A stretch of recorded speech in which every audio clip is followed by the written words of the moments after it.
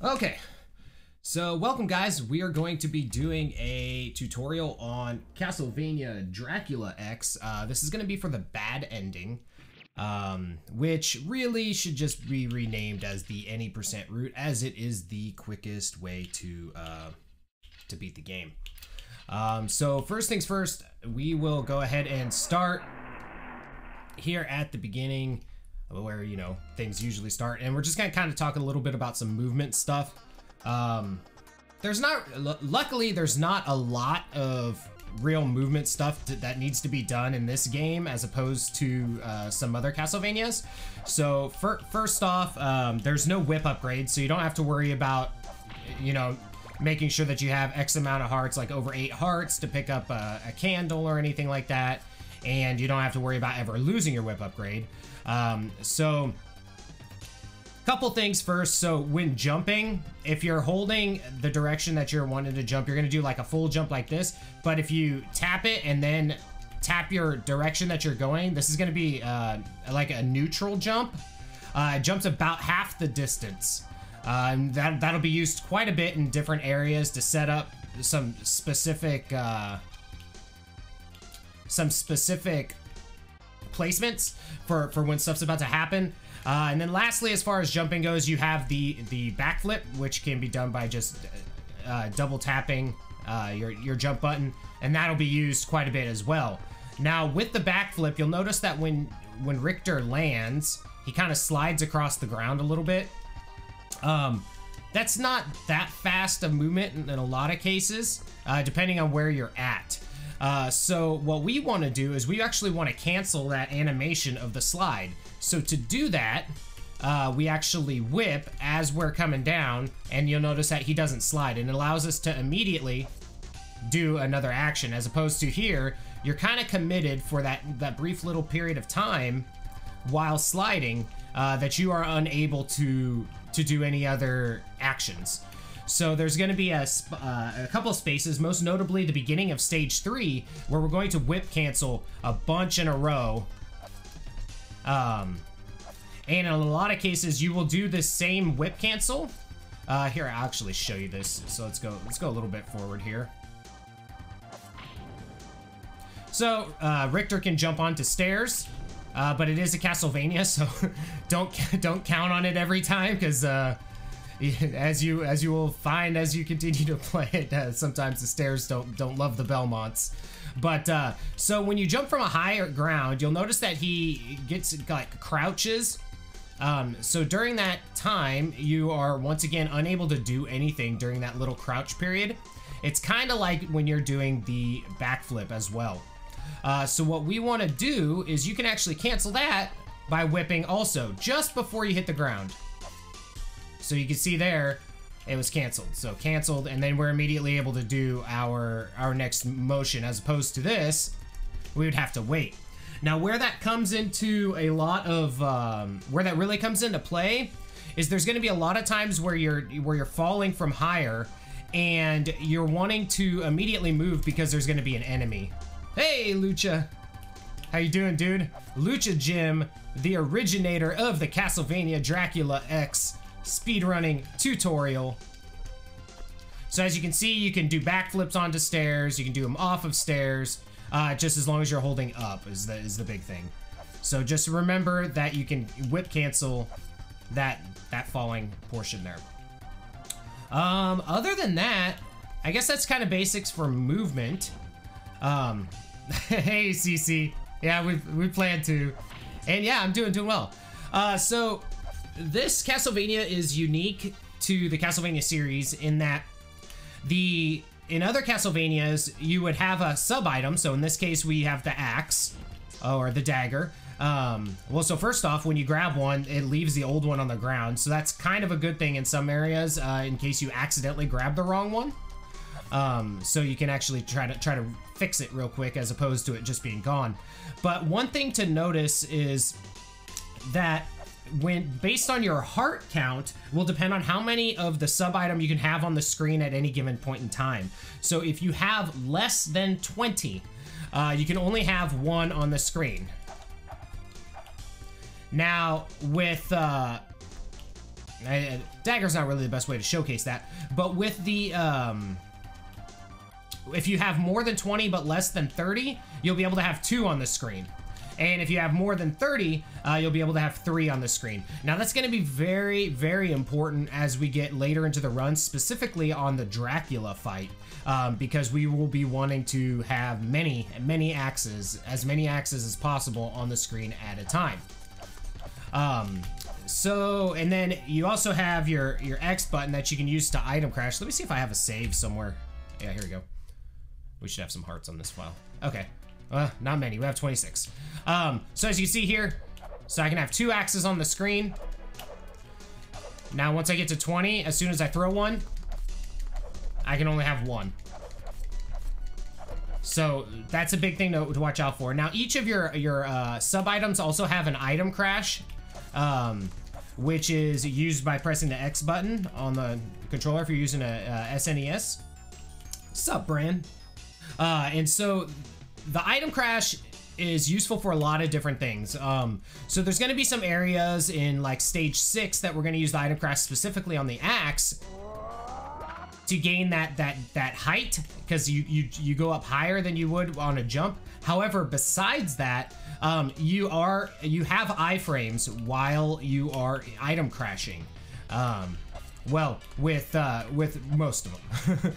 So the big thing to realize is there are some cases, especially on stage 5, in the Fleeman hallway, where if things kind of go awry, or possibly on the stage 5 boss, sometimes an item crash might be the difference between surviving the fight and dying.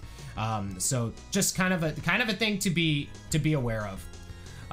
Let's see, okay, let me see if I can make my if I can make my mouse show on the screen, that'd be really cool too.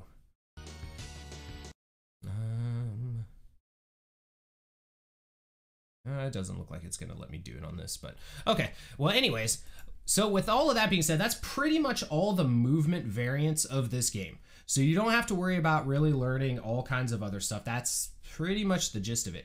So with that being said, oh, it does? It does show. Oh, what do you know? It is there.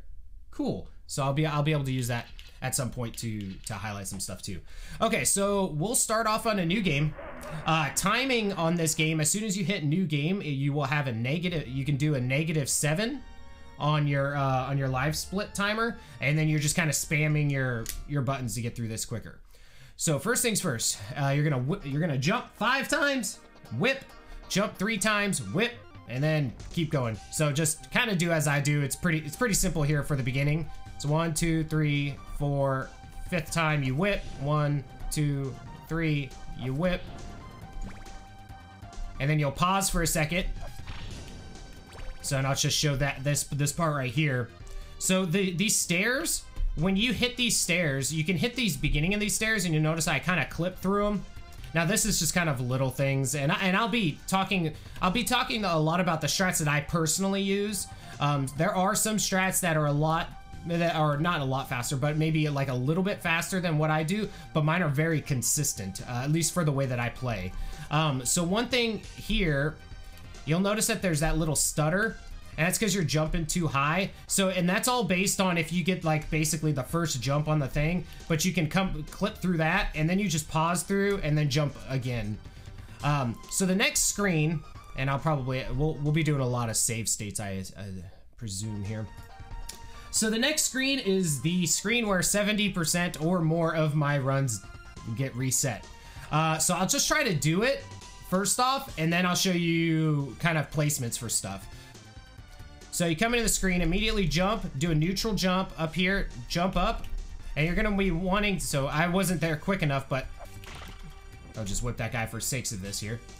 So depending on where you are right here is going to be how we're going to set up a, we're gonna set up a boost. Now you want to be right at this pixel. So if you can look at kind of where Richter's feet are, you'll get a feel for it when you're playing it, kind of when it's there, but you'll jump up and then hold up and you'll land on these stairs. Then you'll jump up here. Now the timing is off, so this is going to be all kind of messed up. So let me, okay, cool. So let me show you what it's supposed to do.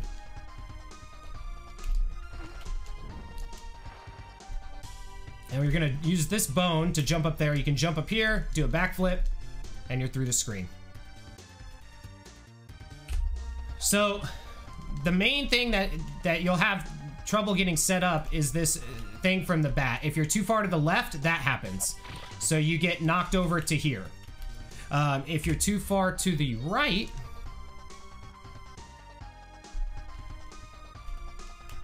that will happen. You'll get hit over to the right. Now, if either of those things happen, if you get knocked to the left or you get knocked to the right, it's gonna mess up your timing on this bone. You won't be able to do the boost as well. And in most cases, because you're gonna be going fast, so it'd be even a little bit different timing on that. So if you do happen to get hit left or right and you aren't being, let's say you're not going for like world record attempts or anything, because it costs about 1 second to 2 seconds if you get hit the wrong way on these. Just keep going ahead and then just play this part kind of by ear. You'll want to just kind of really just walk up the steps to avoid being hit by the bones. You'll probably take another bone hit. Whip the dude, jump up here, and then you can jump up this one. Now for this backflip right here, big part of this, if you're too far to the right, in a lot of cases, you won't make it up onto here, and you'll just completely miss it. Like that. So that's the thing. So you're gonna jump up here, then you neutral jump up here, then you do your backflip up to this part. So let's see if we can do this whole thing one more time.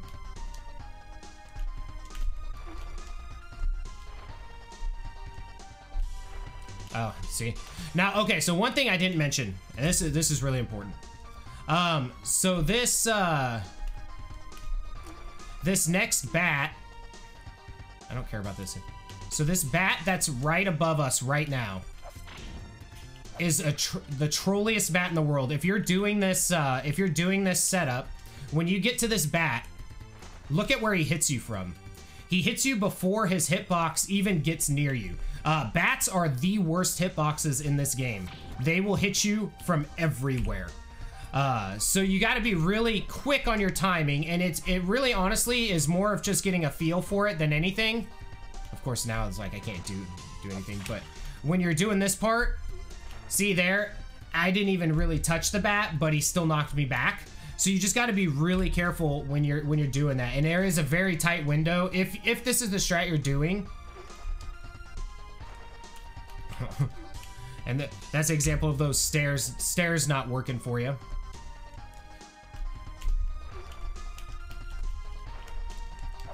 All right, game. Well, anyways, you got the gist. You can go back and see what it was supposed to be. And for some reason, the bat decided to despawn there, so that's cool too. Okay, so next part. So something I like to do is immediately jump, and then you can whip and grab that. Then you're gonna jump. Oh, the last thing in movement I didn't mention. So if you hold the attack, and then you're pressing the opposite direction that Richter's facing, you will essentially walk backwards. So you'll be like moonwalking. Very important for this screen and a couple of others as well. So on this screen, it is important because I'm gonna walk forward a little bit. You're gonna notice that there are some Medusa heads. So this would be super annoying to have to come through here, have to whip these guys and stuff like this. Yes. I will, Lucha. So the guys, as you can see, they will be coming from the side there. Now, if you are looking the opposite direction, you'll notice that there's no enemies coming from the right.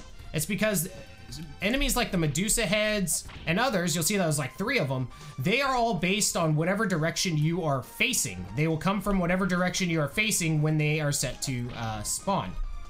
Now, another thing, when you get hit in this game, you do take the knockback. It's very classic Castlevania mechanic in that you get knocked back. Now, one thing, if you are ducking when you get hit, you don't get knocked back. In most cases. Now we're gonna die, but so that's very useful on a lot of areas where you are not wanting to necessarily get knocked back. And that right there is how you should do that screen when you're doing it optimally here. Let me just whip that guy. So whoops, save. So this screen here, so first thing I do, like I said, is I come in, I whip and grab that candle, then I jump, whip, and that'll kill the skeleton and get the heart. Then I jump, whip, and turn around and hold your whip button. And then I immediately start doing jumps backs like this. Now, I use a visual cue right here. So if I land with less than, let me see. Okay, so if I land with, let's say, about 3/4 of my body to the left of this pit, I know that I will be safe to be able to continue to do backflip or back jumps from here, and I can get in the maximum amount of back jumps. Well, the timing's gonna be off because of that, so let me reset that. So we go like this, whip, looking backwards, and then we're just gonna jump. Because if I wasn't 3/4 of the way over, when I get to this part, I will fall down here, and then you gotta go all the way back left because there's no way up going this way. And that's just a huge time loss. So what I do is I whip, do this, and my spacing's good, so I can just keep jumping. And we just keep jumping, because jumping's faster movement. Here, you jump and you whip and turn. Here, you're just gonna jump, jump. That wasn't even right.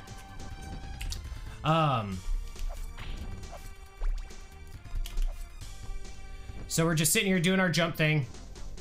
And then we come up here, and we're still holding the whip. Jump, whip, turn. Okay, let me make the save here. So for this next screen, pretty simple. For the most part, I just spam jump, jump, jump, jump, so I can, what I'm trying to do here is we want to take the hit off the back side of the skeleton.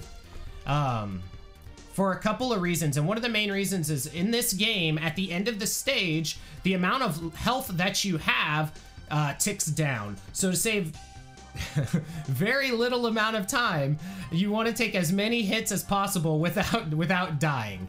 Now, mind you, in the event that you're first picking this up, don't worry about doing all of these damage boosts. Just worry about trying to complete the run. So here at the beginning of the stage, we jump, we hold up, jump, jump, jump off the back of the skeleton. Man, it's gonna be one of those days today. So if we're hitting the back of the skeleton, that's fine. Or is it?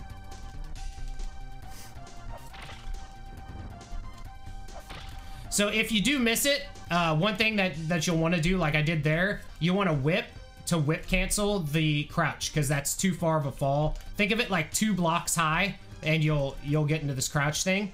But typically what we would do is we would then take the damage off that skeleton. Like that. Jump, grab the heart, jump, whip cancel your fall. Okay.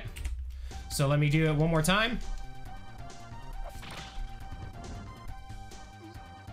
Jump, grab the heart, whip cancel your fall. Oh, my timing's gonna be messed up on this. Okay, hold on. We're gonna do this and not do it that way so I can get timing better on the next screen. All right, we're gonna save right here. All right, so this next screen, and this is where you'll want to be, depending on how you've done the rest of the stage up to this point, you're really going to be wanting to look at your health, because there's a lot of damage boosts on this next screen. So I'm just going to run through the whole next screen, and then I'll go through slowly and explain what I'm doing.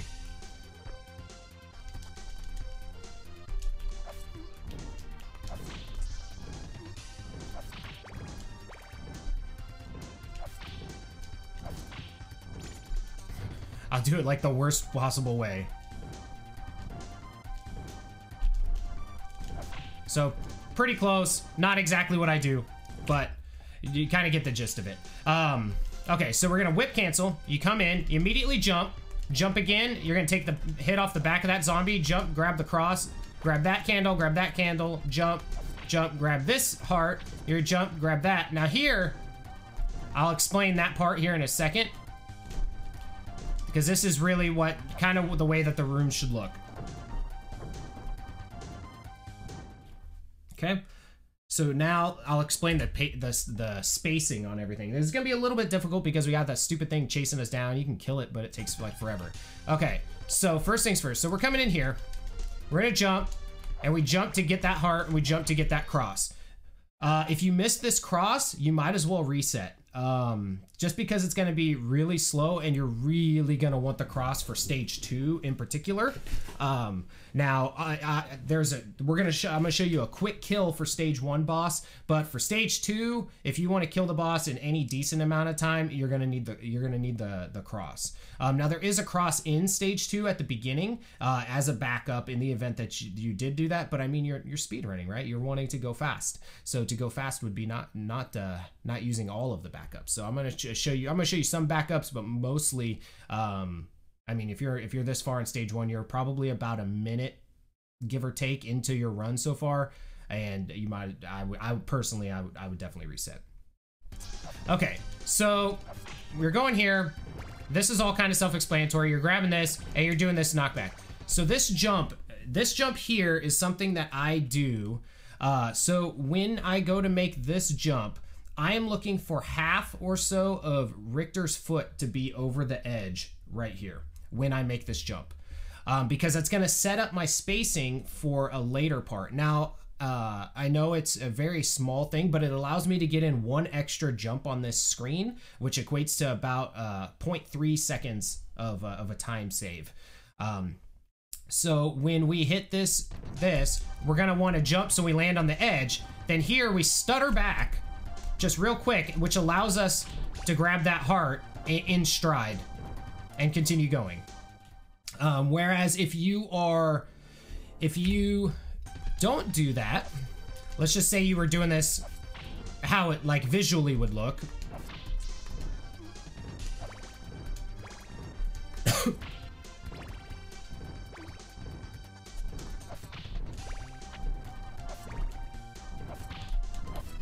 So you would end up on either the edge of that one, or you wouldn't be able to get the other one. So the other way it would look is you'd end up on the edge and not have enough time to make that jump, or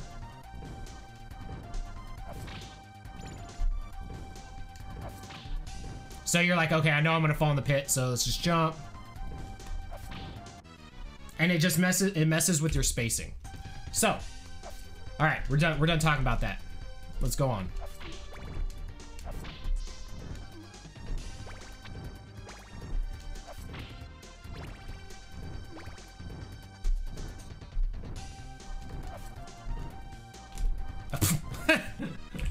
Or we can just have a random neutral jump. That's the one thing you gotta watch out for there.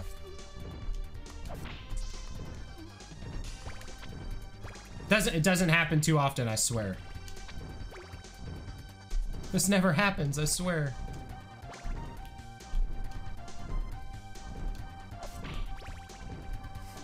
Okay. Boss time. So when you come into this room, you're gonna jump and then whip cancel your falling too far-ness. So however you want to say it. So do that, and then we just jump.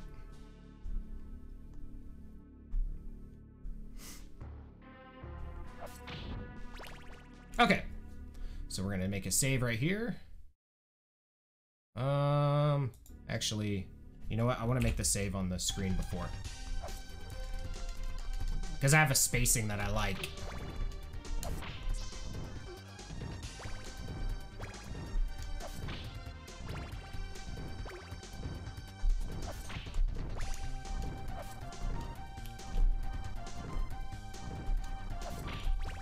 Son of a bitch. Sup, Aries? How are you doing, dude?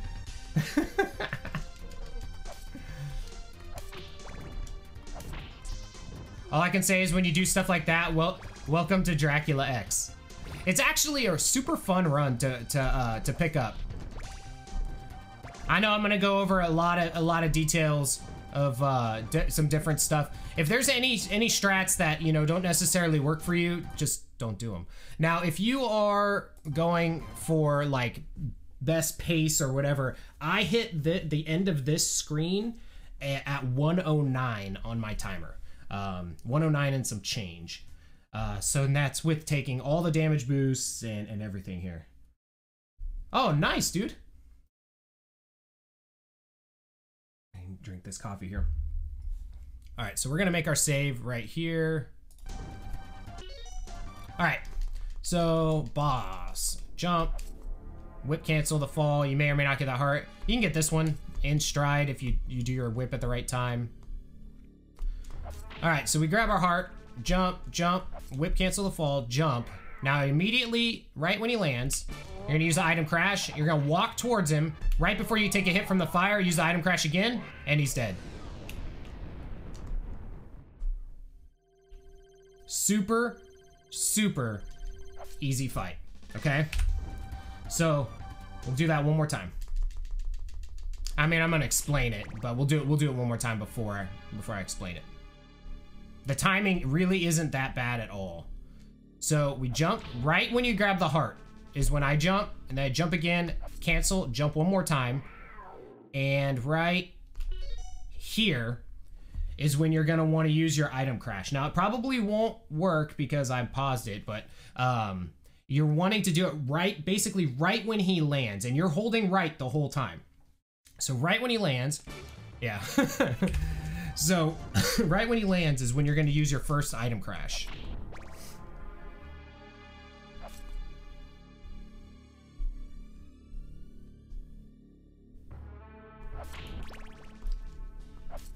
So you walk forward and item crash, and then right before the fire hits you,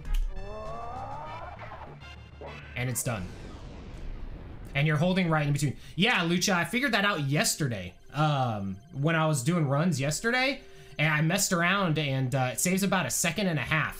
My gold on this dropped by about 1.5 seconds.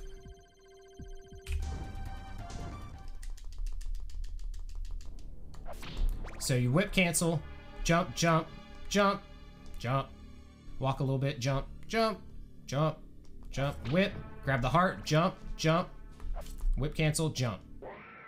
And then item crash, item crash.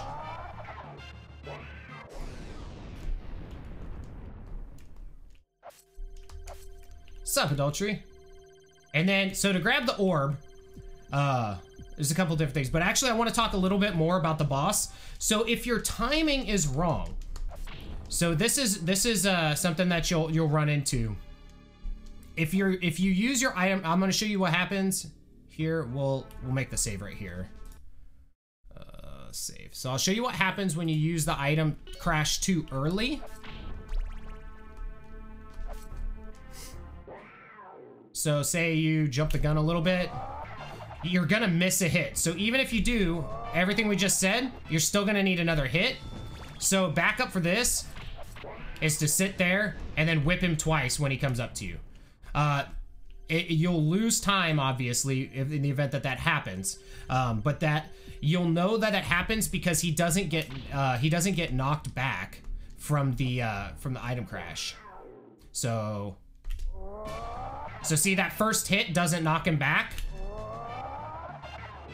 And then that's how you know. But you can grab the heart, turn around, whip twice. So now if you do it late, you're probably just gonna take a hit.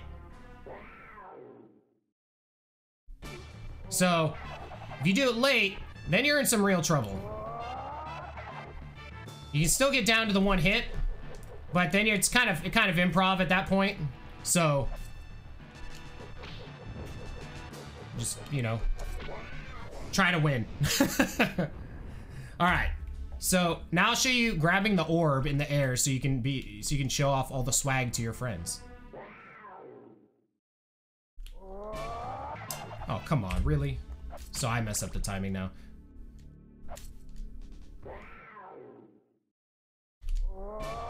What?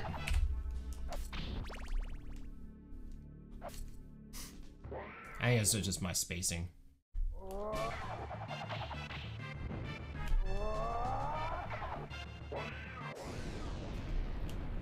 Okay, so grabbing the orb.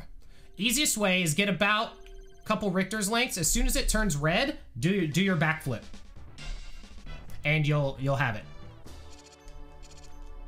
All right, congratulations. You've made it to stage 2. All right, so stage 2 is pretty, there's the first like real trick in the game, or in the run on this stage.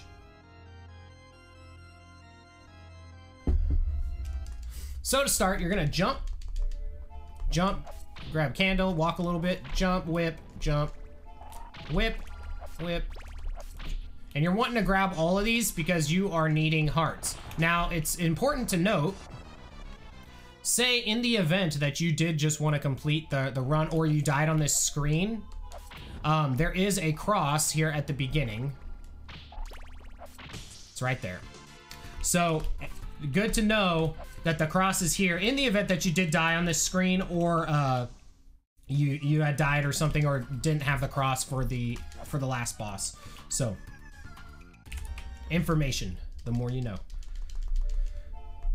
But you're gonna want to try to stay alive as much as possible, because heart counts become increasingly more important as the run goes on. So here it's pretty forward. Okay, so here is where things actually are gonna change up a little bit here. So you're gonna wanna jump at the edge of this, and then whip cancel your jump, jump twice, throw across, jump twice, throw across, jump twice, throw across, jump, whip, jump. Now you're gonna be, if you've done that all correctly, you're gonna be right up against this guy right here. I can't really do too much to show that, right? Okay, so jump twice, cross, jump twice, cross, jump twice, whip, jump, and then you turn around and backflip. So we don't control Richter right here, and he runs really slow, so we want to do that part and have the game control him for as little as we can. Okay, so let's make a new save state here. So this is a screen where strats will differ depending on who is playing. So I'll show you the strats that I use here. So here I jump, whip, walk. Wait, whoops. Oh, did I not save? Oh, okay. Jump, grab, jump. I don't know, I'm all off today. Okay, jump, and you whip this guy. You jump right after the bat, whip that, jump twice, whip this bat, walk, jump over the barrel, jump, grab that, hit that barrel, jump, bat, and you're good. So once again, so jump, whip, walk, jump, hit him, jump right after the bat, then jump. You're gonna whip that bat as you come down, then you would jump this barrel, jump, hit that candle, jump, hit that guy and that thing, and then you're done. It's a pretty simple room depending on how you do it. I know a lot of people do it differently. Whoops. I guess it helps when you remember to whip. So this is just kind of what I do. So jump, there, 1, 2, whip, jump over the barrel, whip candle, jump, barrel whip, put in, and done. All right, so the next screen. What? Awesome. All right, next screen. So you're gonna jump, whip, jump, whip, jump, grab the heart. What I do here is I jump right at the doors, so I take a damage boost off that eye, then I jump onto here, jump left, and we're gonna jump so we hit the back side of the knight, and so he puts us up those stairs. Now, one thing I wanna show, with this axe knight, depending on how you get hit, is gonna depend on how you can jump. So I jump, I'll take that hit, jump.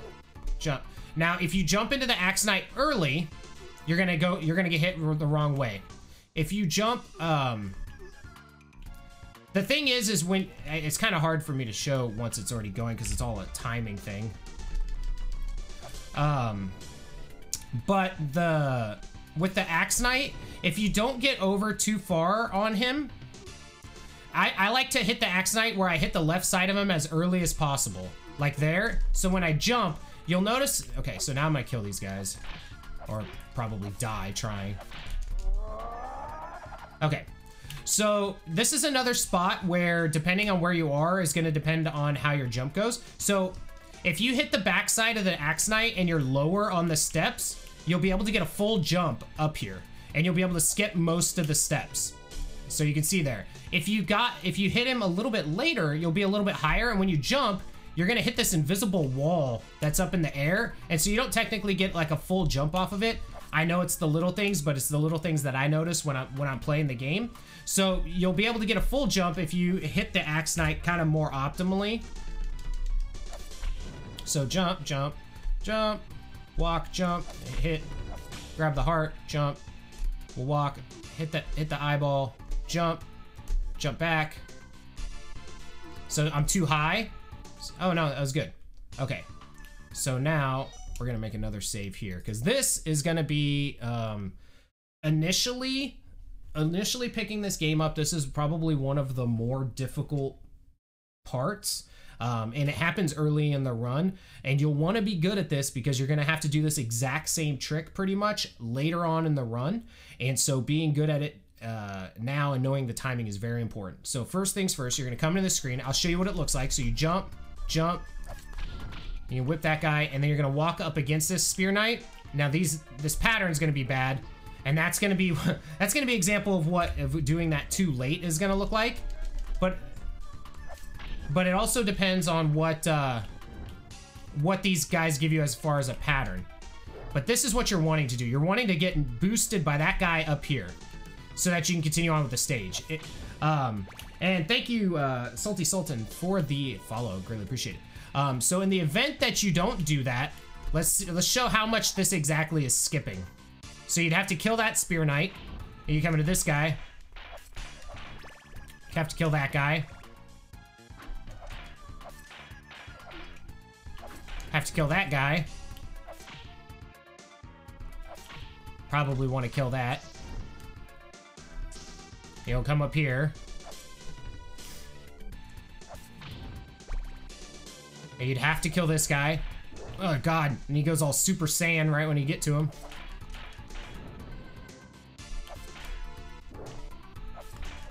So as you can see, if you don't get this boost, you're looking at a substantial time loss, probably about 30 seconds. And then you're finally back to where you want to be. So moral of the story, you're going to want to practice this boost. So this is the thing. So these guys will give you one of like 3 different patterns. So these Spear Knights will either split like this, which is the worst, because that guy's going to spear down as this guy is boosting you. And your timing window is going to be super tight. So jump, jump. Let's see if we can get it. All right, so now look at that. Like that is very difficult because you're having to watch for the hitbox of the spear coming down and the boost that you're trying to take. So optimally, we would want a different pattern, which maybe I can get at some point. But if you get that pattern, that's essentially what you do. That's really the best way I can explain it. It's really gonna take just a feel of the timing of how to jump to get that boost. This is the optimal pattern, because you don't have to worry about that dude. You just take your boost and you go on.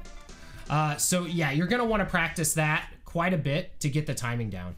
I really don't have any like magical tricks or anything like that to really do it. You're just gonna want to be about a Richter's length or so away from the Spear Knight and jump up. One thing that I can mention though is try not to do a neutral jump or a full jump towards the Spear Knight when he is doing his hit, because if he does, and you do get hit, a lot of times you'll get hit to the left. You'll actually get hit the direction that you are jumping towards, because the game will think that you're getting hit from the right, and then that will put you on the opposite side of the Spear Knight up above, and you will have to then kill him. So you'll definitely want to practice that. Okay, so for the next room, I should be okay on life. I took that extra hit from that bat earlier, but all right, so you're gonna come up here, you're gonna jump right, you're gonna jump over this dog, wait till he does his thing, jump over him. Bad timing. So yeah, so you jump over the dog thing, jump, get hit on the back of that, then you jump over that eye, jump here, backflip, whip cancel, in. So now, I'm gonna show you a couple of things. So say you're low health, which is possible. So these guys take 3 hits. You're gonna want to kill them fast because they do a lot of damage. They do more damage than most other enemies. Coming up here, there's some meat right here. So if you do need the meat, you can grab it there so you can get back your health and be set up for the boss. As far as items and stuff goes, there's a big heart there, but show you what's in these. What?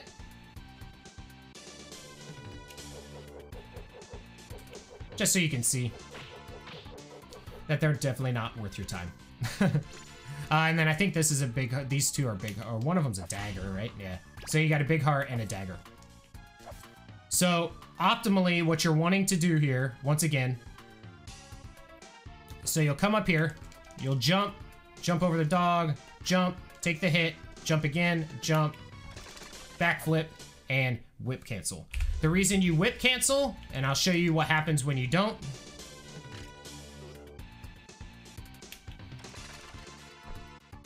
is that little pause, and depending on how fast you've done this screen,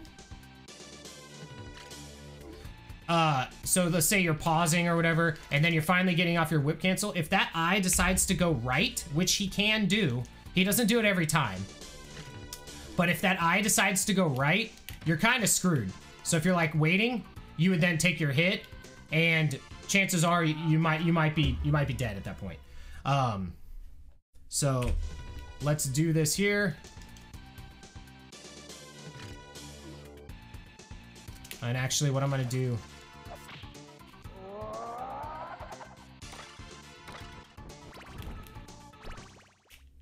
okay. So I'm gonna do this for the boss. Let's save here. Now the boss is very precise, but there's also a little bit of leeway depending on kind of what the way that you're playing. It's gonna kind of dictate a little bit of what else you can do.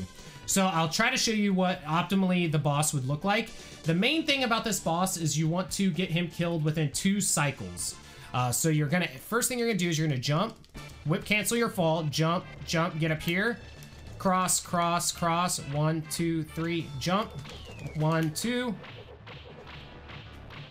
1, 2, 1, 2, 3, and you're gonna item crash. You might take a hit, item crash. That is the optimal boss kill. And there's actually a way that's a little bit faster, but that one's the most consistent. So let's go over that again.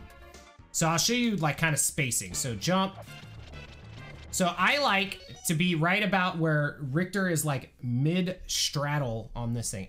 Let's see if I can make this. I'm gonna make a different save state and see. So 1, 2, 3, 1, 2, 3, jump, 1, 2.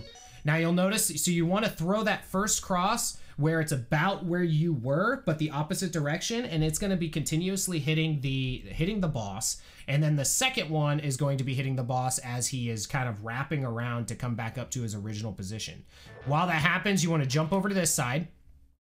Timing for this, for throwing your next 2 crosses, the timing is just about when that first cross gets back to you.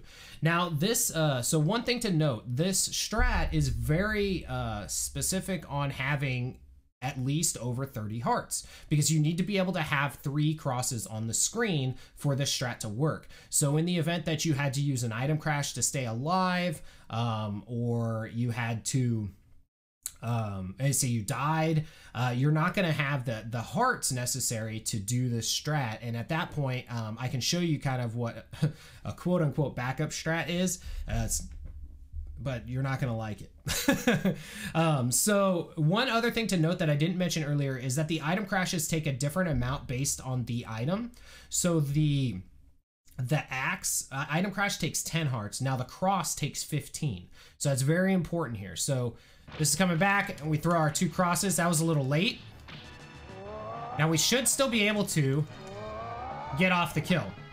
And that's what I mean by having the leeway. Depending on how many hits that you have done to the boss.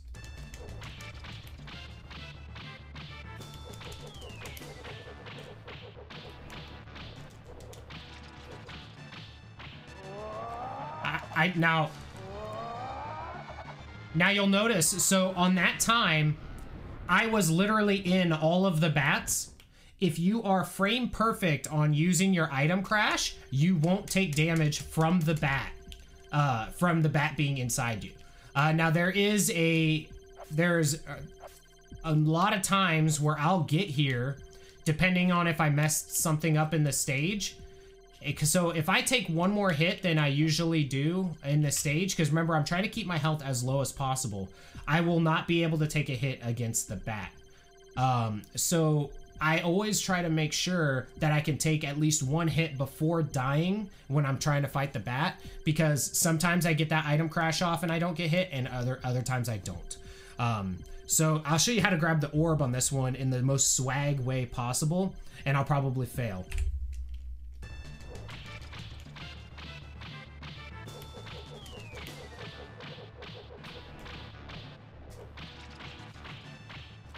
So do item crash.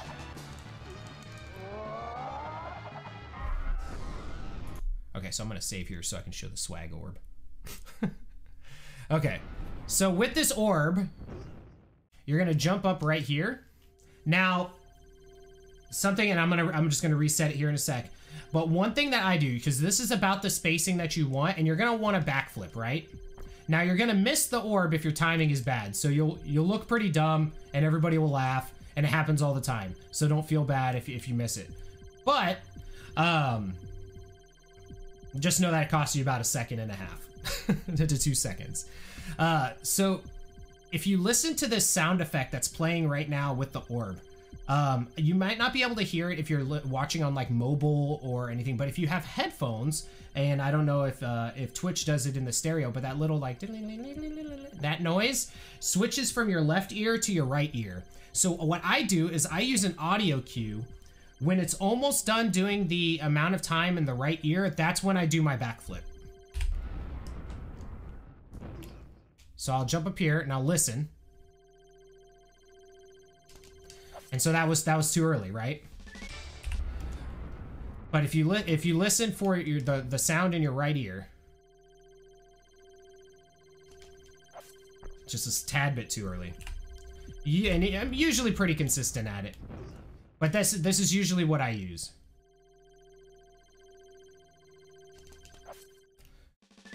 Now, I mean, if you're not wanting to do that and you don't want to waste the time of trying for it, I mean, you can literally just stand here. It doesn't save that much time at all, and then you just jump as it comes down. So there's that, and boom, you're two stages into the game. Now, for stage 3. Now, the first room of stage 3 is probably the most difficult from a execution standpoint, easily thus far. So I will show you what I do first, then I'll try to explain it. But timing is critical on the beginning of stage 3. If you mess something up on stage 3, it has, at the beginning of stage 3, it has the potential to go very south very quickly. So let's go. So first thing you're gonna do is jump again, whip cancel your fall, jump. Okay, so first thing I'll mention. So basically what you're wanting to do is jump off this guy and then jump up here.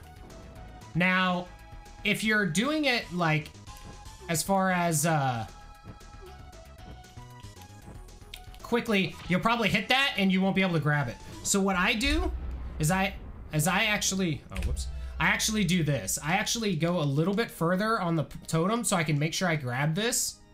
So I jump over a little bit more and grab it with my back foot. There we go. Hold up, jump, jump, backflip, whip cancel, backflip, whip cancel, backflip, whip cancel, backflip, hold up, jump, up, backflip, whip cancel, backflip, whip cancel, jump up, backflip, whip cancel, hold, grab, hit the fireball, jump, whip there, so this is important too.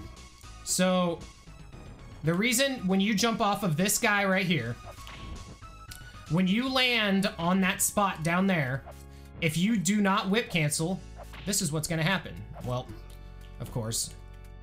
Well, that could also happen too, so know that that's a thing. So, let me show you again. Jump, whip, I didn't grab it that time. Jump, jump, backflip, whip cancel, backflip, whip cancel, backflip, whip cancel, then backflip, hold up and you'll grab the stairs, backflip, whip cancel, backflip, whip cancel, jump, grab stairs, backflip, whip cancel, hold, grab that, grab that, grab that. If you don't, before you can jump, you're gonna fall through. So it's very important that you don't do that.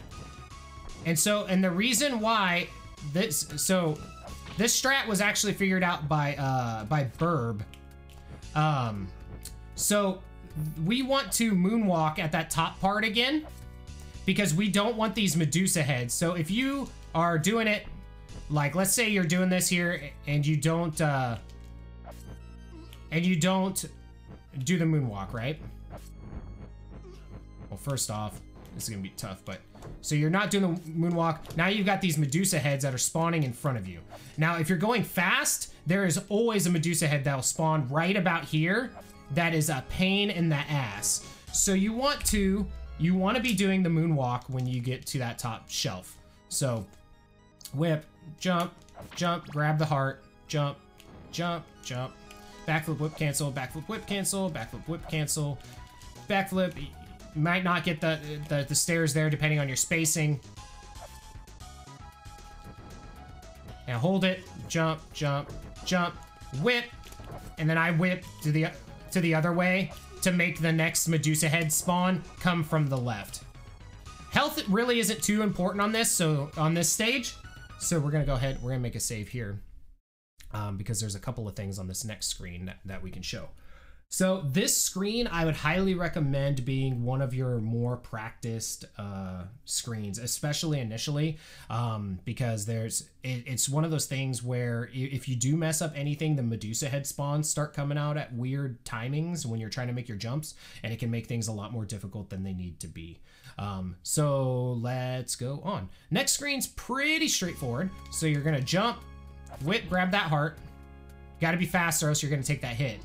You're gonna take that damage boost off of him. And then, more often than not, you're gonna have to whip this guy. Now, if you are low health, there is some meat right here, so you can go ahead and grab that. But, let's see if we can get another pattern here. So, you wanna make sure that... Let me kill this guy and show you. Stop your shit, game. You can also item crash. That usually kills both of them. But we're trying to save as many hearts as possible, so try not to do that too often. But you'll notice that when I'm jumping off this thing, I'm hitting my head on like an invisible ceiling. So when you make the jump to try to jump over that Spear Knight, if you are jumping too early, you're gonna hit that and you're gonna land right in him and he's gonna knock you back to the left. And you're not gonna be able to make that jump. So you wanna get all the way towards the edge when you make that. So you hit him on the right side of him, and so you bounce to the right. So you get knocked back to the right. Chances are, more than often than not, you'll be right here with that Spear Knight spearing you down, and this other Spear Knight will be right about here. Depending on how this bottom Spear Knight pursues you, there is another pattern that can happen that saves roughly about 2 to 3 seconds. It's a very big save, but it's very dependent on RNG on that bottom dude. So if you watch and see if he starts heading right. So he's heading right, not close enough. Well, actually that might have worked. So if he is close enough, you can actually take this hit and then jump while you have your iframes, and you can hit the back side of that Spear Knight. Mind you, you're gonna take 2 hits, so you might need the health. But that is a pattern that will come up from time to time, and it's nothing that you can do to really implement or save it. So you see he's moving to the right, and so you want to watch that out of the corner of your eye. See, he's not close enough because he backed up, so I wouldn't be able to make it that time. But if he's a little bit closer and he steps to the right, so he's coming the right way right now. So there, still not close enough. He has to be one more closer. It's one of those things that it like almost never happens, but so I might not even be able to really show you, but this is more often than not what you're gonna be doing. So you're gonna come down here, you're gonna have to kill that guy like that. Like I said, you can grab the meat if you're feeling like you need it. So what I do going into this next screen, so next screen, I usually just do a backflip right here and then whip cancel. Once again, I call that the bird flip. It was the first person I saw that did it, and it was just fun. So here, we are gonna wanna be facing the left and using the top part of our whip to do damage. I'm moonwalking here. And you see that bat that came from the right? That's why we wanna face the left. And then I throw a dagger to kill all those bats. And I jump here. Now at this point, you wanna jump about here onto the stairs. So you get up like about 2 stairs or so you can do another full jump and get more stair clearing here. It's just better than jumping here and then you're walking up half the stairs. So you want to jump about midway here so you get up a decent amount and then you can jump again and get the stairs up there. So let's see this again. So you can do the backflip. It looks cool. Whip cancel. If you don't whip cancel, this is what happens.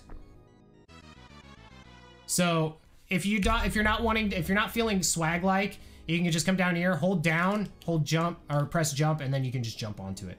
But important part is make sure you're looking left here, because let's look right. Well, actually, yeah, let's look right and see how many actual bats would be coming at us that we have to deal with. So 1, 2, 3. And then that one's kind of in a precarious place. So you have all these bats. Now, I know it doesn't look like much, but depending on how the bats decide to spawn there, can be real, like, killer. It could be a real vampire killer. Alright, so however you do it, get on this platform, look left. I usually just duck here and use the top of my whip to hit things.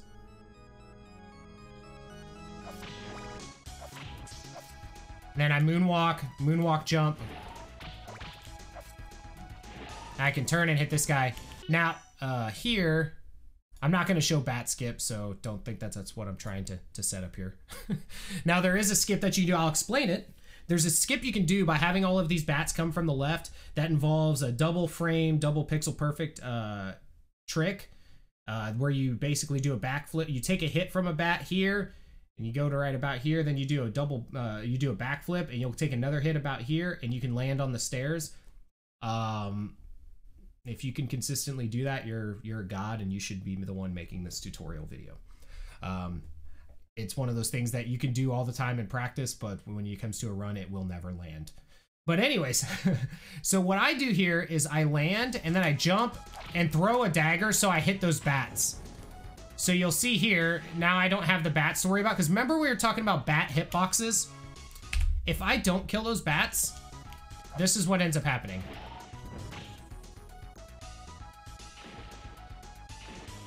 Well, depending on how you get up here, those bats can actually hit you through the floor. So see there.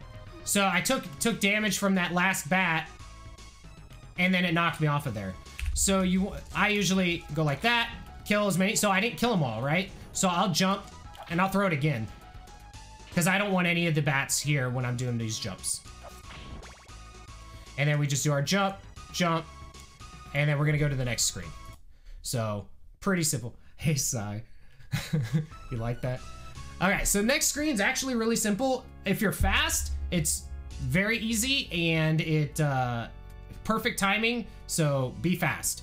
So jump on top of this guy, jump up, jump left, take the hit from the back, use your iframes to get through the totem, walk, jump twice. Once again, jump, walk to the edge, jump up, turn around, jump, take the axe, jump twice. You won't have to, as long as you're fast, you'll never have to whip on this screen. So jump, jump, turn around, jump, take the hit, jump, jump, in there. Now you can actually be too fast. Hey, Sai, thank you for the host, dude. Now you can actually be too fast on this screen if you do a neutral jump here and jump to the left, which you then hit the totem before the axe hits you, and you can't use the damage boost through it. So that's the thing you need to watch out for when doing this screen. Other than that, though, it's a pretty straightforward screen. If you're not fast, just jump over here. You can try to do whatever you can to, you know, avoid taking the damage or whatever. I would just recommend practicing it a little bit. And then you can jump over this guy, but there's a hidden ceiling up there, so you need to watch out. And then you'll come over here. So, last time. So, jump, jump. It's really consistent, though. Jump, jump, turn. I did the neutral jump, though, so I almost messed it up. Jump, jump, and then you're here. You're going to want to hit this heart, this candle, because it has hearts. Now, if this is your first couple of times going through this run, I can even say hit this heart, grab that candle, grab another 5 hearts. If you're low on hearts for whatever reason, you want to grab that. Then we just drop down here, because this is the bad ending and this is the fastest way. And you're done with stage 3. Look at that. You're practically halfway done with the run. God, you're so badass. All right, let's save here. So, stage 4. I hate this stage. It's not like extremely difficult or anything. It's just when I make a mistake in the run, this is the stage that annoys me the most. You're so happy and it's so early. Have coffee. Coffee makes everybody happy. All right, so first thing you're gonna want to do is whip cancel your fall. So you can actually whip cancel that fall into here. If you don't, really, I mean, it's obvious what's gonna happen. You're gonna just go bleh. But we're trying to go fast. That's an easy time save. Whip cancel your fall. All right, so you're gonna want to jump, jump, jump, jump, jump, jump. Take the hit off the back of the skeleton, jump, walk, jump, whip that skeleton, jump. You're gonna want to whip cancel this fall, because you're gonna want to hit that skeleton and whip cancel at the same time. Then here, you're gonna want to jump, jump, and then early whip to hit that guy. Now this jump is notoriously lame. Sup, Tin? Sorry I missed the end of your Aladdin shenanigans. I saw you hopped onto something else right before I started, but I didn't catch what it was. So this jump, if you're not all the way at the edge, you will miss this jump. It is a terrible jump. Like, as you see there, you got to be all the way at the edge to make that jump. You can also come here and do a backflip. That'll make it too, but this jump is terrible. And so when you're making this jump, you're gonna want to whip early because that skeleton is gonna be there. So you're gonna be coming in here and you're gonna whip early. So let's see this screen again. So whip cancel, jump, jump. Oh, also, hey Zorik, thank you so much for the follow. If you are low on hearts, this heart right here is a 5er. So you'll want to grab that. So you can jump, take that damage off that skeleton, jump, whip. This, I think, is an axe, right? Or holy water. Yeah, we don't want that. Holy water is pretty terrible in this game. We actually use it to kill one thing. And that's pretty much it. So you jump, whip cancel, jump, jump, early jump, and then you'll hit him. Now, once again, if you're low on hearts, here's a 5er, and yeah, you're not gonna want the clock. So let's see the screen. So whip cancel your fall, jump, jump, jump, jump. You can whip to try to get that, but I usually don't like to mess up my stride.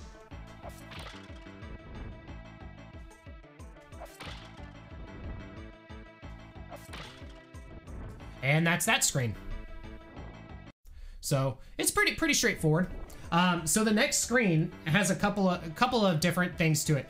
Timing is very key on this. So we're going to use the dagger for the one and only time you use the dagger in the run. So you're gonna enter the screen and immediately jump and throw the dagger about halfway. and you're gonna have this axe fall, okay? Now, we do that for a couple reasons. One, that skeleton right there is a troll. So you're gonna jump, dagger, about halfway down on your jump. So if you throw it too high, you'll miss the skeleton. So if you're throwing it too high, you'll hit the skeleton, immediately jump, whip, and then make sure you grab that axe. That axe is extremely important. You're gonna want that for the boss. So let's say you mess it up and you're like, crap. Just make sure you get the axe. The most important thing on this screen is getting the axe, okay? So, one more time. So jump, throw, grab the axe, then immediately jump, throw an axe behind you, and whip in front of you. That's gonna kill that skeleton that's up there, and it's gonna help you kill the skeleton here. So, we jump, throw the dagger, up, it's too high, take damage, jump, grab the axe, pretend like it didn't happen, and just continue with your day. Okay, so, important thing. When you're coming up these stairs, you're gonna jump to get up here, right? Walk. Do not jump. By walking, we're gonna make this Axe Knight run at us. If we are on the same height as him, he will continuously run at us, and we want him to run at us so we can jump over him. If we are jumping, he's gonna throw an axe up, and then he's gonna be moving back and forth, and we won't be able to jump over him as easily. So you wanna walk when you get up onto here. Just don't jump. So walk, and then you'll jump, probably take a hit. You can avoid the hit too, and then that's that screen. All right, so one more time, let's show you the whole screen in succession.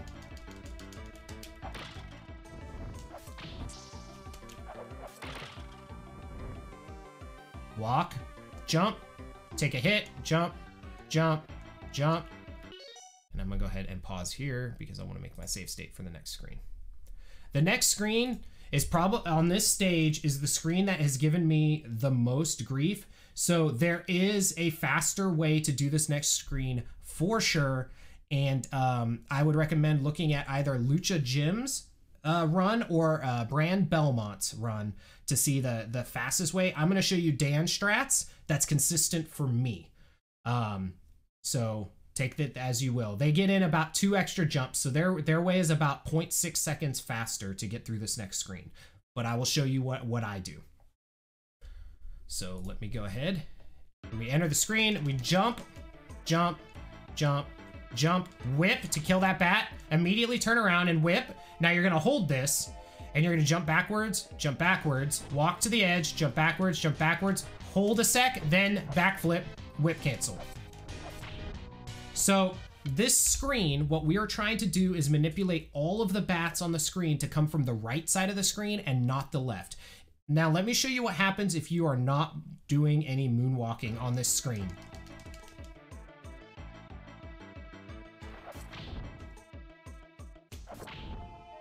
These bats come in at the worst possible times, and this will probably happen more often than not in the event that you don't try to do the moonwalk. So, moonwalk. So jump, jump, jump, jump, whip, turn around, moonwalk. Jump at the edge, jump, double backflip here, jump back, and whip cancel your fall, jump back, and just keep looking to the right. Now this is the last jump I do, and I walk back. Because of that bat that is directly behind me right now, if you jump, he activates, okay? So that's the biggest difference that you'll see between me and Lucha Jim and Brand Belmont is this section right here. They do a different jump pattern here. Like I said, it's a little bit faster, but I do what works for me, and you can try out what works for you as well. So you would be backflip or jumping backwards here. So the last one, I usually land on this one, and then I'm continuing to just walk backwards from there. Now, if you are low health, there is some meat here, okay? Now I wanna show you what you can do to grab said meat in the event that you need it. But it's risky depending on whether or not that last bat despawns or not.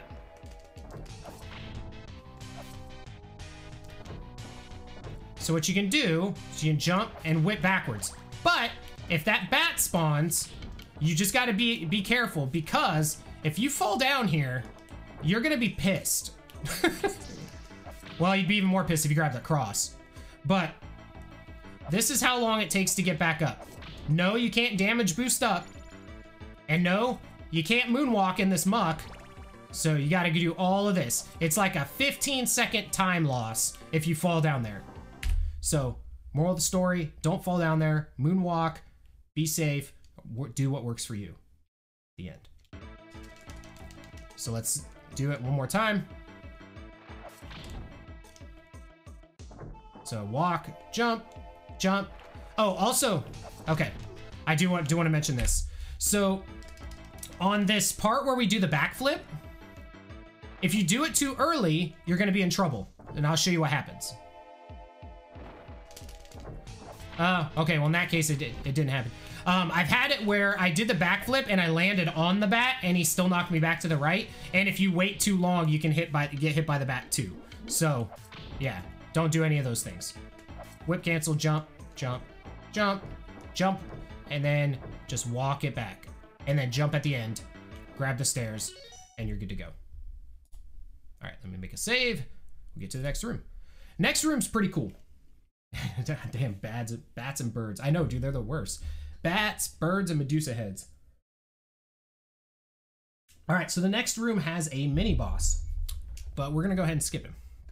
So what you can do is you can jump, jump, jump, jump, take a step back, backflip, jump, jump, jump, jump, jump, jump, and you're in there. So that's one way. That is, I would say, the more risky way, because you are in his hitbox, kinda, on this bone. So you see this bone doesn't really have a hitbox, but his hand does. So you can do 4 jumps, so 1, 2, 3, 4, then turn, do your backflip. Oh shit, I didn't even get hit! Godlike. Or, in most cases, what I do is I do 3 jumps and then do it. So 1, 2, 3, I walk, get to the bone, then do the backflip, take the hit. And then continue on. However you do that, it's fine. If you mess it up, so let's say, you know, you're coming in here and you're like, I don't know, you mess something up, it can be extremely difficult to get over, and you're probably gonna take a lot of hits because he's gonna troll the crap out of you. So really try not to do that. I mean, that's the, so jump, jump, or say you're here and you're like, man, Dan, I'm never here.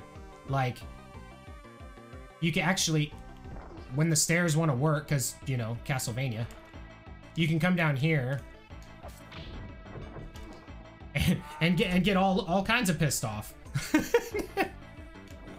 But no, so you can come down here, grab the meat, and then you can actually, that meat respawns, I believe. Let me see. Let me double check. So you can grab the meat. If you're gonna grab the meat, I would recommend just grabbing it and coming all the way back to here, waiting till all the shenanigans are over, and then walking it back. Come up here. But then you can come back down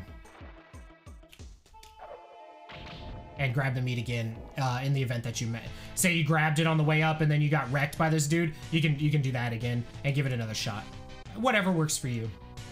But in theory, this is just what you're wanting. This is what you're wanting to accomplish, is just get that backflip so you get over the boss, the mini boss. He takes way too many hits. You're not gonna want to fight him.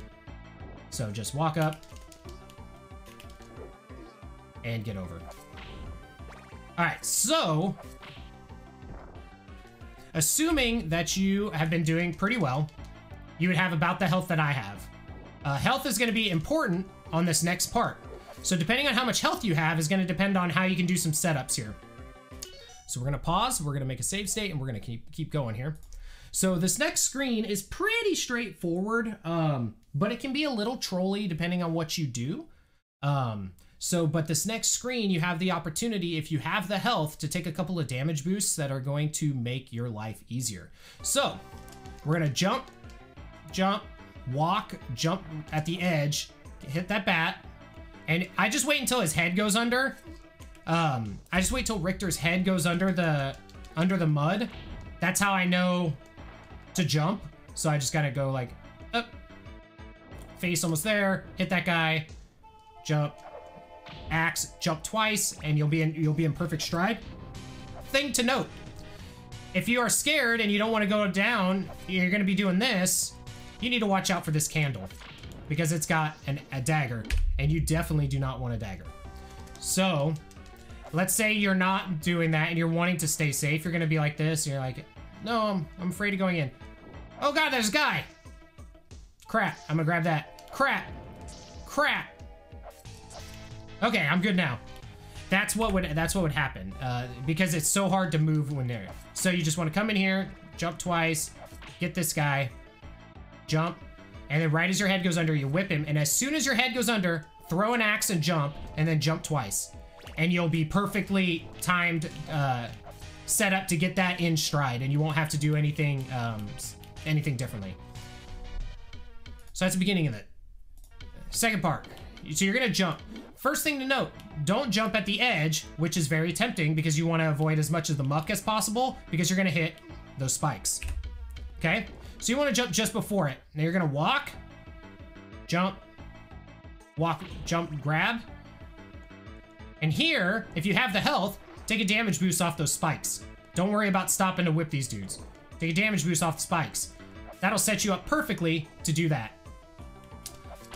So there's meat here if you're low, so you can have meat before the boss, okay? So, we jump in, jump. Now, if you don't have the health, this is what you would do. So you're just gonna kind of walk.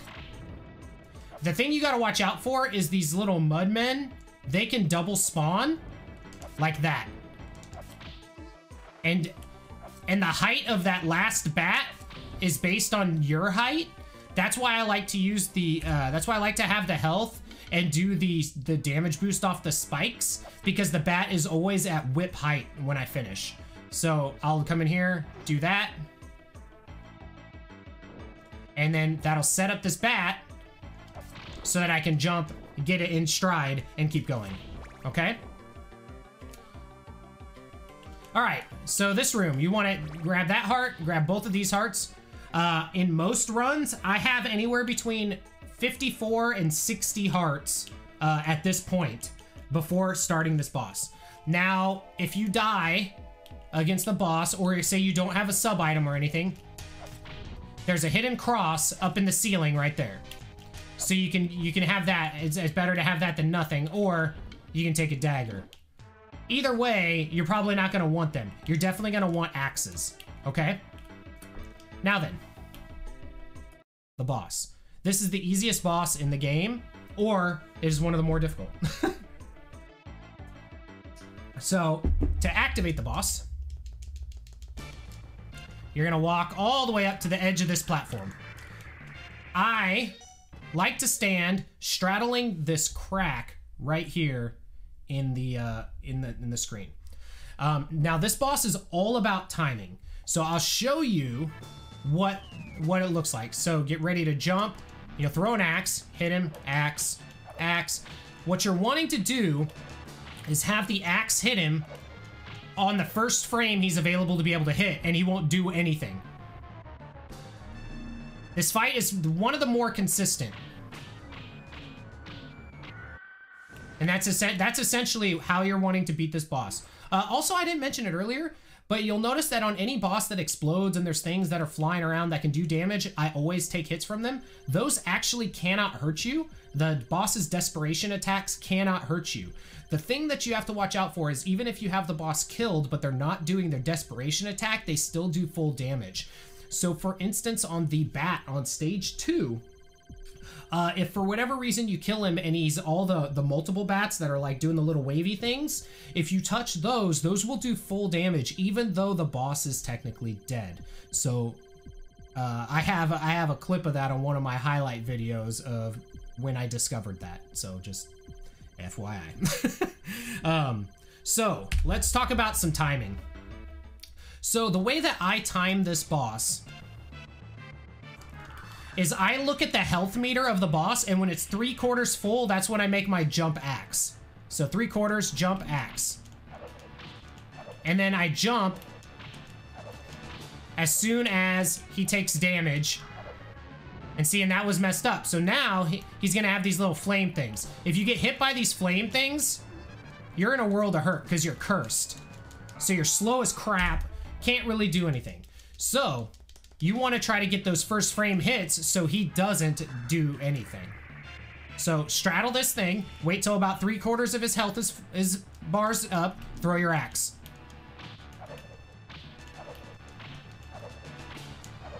So if you timed it correctly, that happens. I usually stand with my back foot right here. Right at this, I look for this little line there in the ground. And then get ready. Right before he spawns, now you start throwing axes. And he's dead. Super easy when you do it right. To grab this orb, once again, that audio cue in your ear that we're talking about on 2, wait for it, and then jump up and grab the orb. So it's when the audio cue hits your right ear, or when the right audio cue is almost done. Okay, next stage is the run killer for pretty much everybody that is, you know, learning the game. It's the scariest stage for anybody running this game. So stage 5, health is the most important resource that you have. So you have to be very careful and take your hits. You're trying to minimize the amount of hits that you take because there are several damage boosts that you can take. One of which is pretty much required for speedrunning purposes. The other is, I'll show you what happens when you miss it because I miss it a lot personally because my timing it tends to be off, although I've gotten better at it lately. But stage 5 is the run killer. So first things first, before I even start the stage, the beginning of this stage has very precise timing to perform a trick, okay? So, you're gonna start, and you're gonna hold right, and you're gonna item crash at a spot that I'll show you, and then do a backflip, and you're gonna get boosted up here, okay? This is one of the, for me personally, it's one of my most inconsistent tricks on this stage. So let me show you where that spacing is. So you're gonna wanna walk till you're pretty much right at the straddle of this pillar. You'll wanna play with this. I would highly recommend if you're using, you know, an emulator or SD2 SNES or whatever, you're gonna wanna make a save state, right like I did here, and practice this. So you're gonna just wanna walk straight over. As soon as you straddle the thingy, do that, and then backflip, and you're up. And then you would continue on. Now, let me show you what happens when you walk too far to the right, which is what I historically have done more often than not.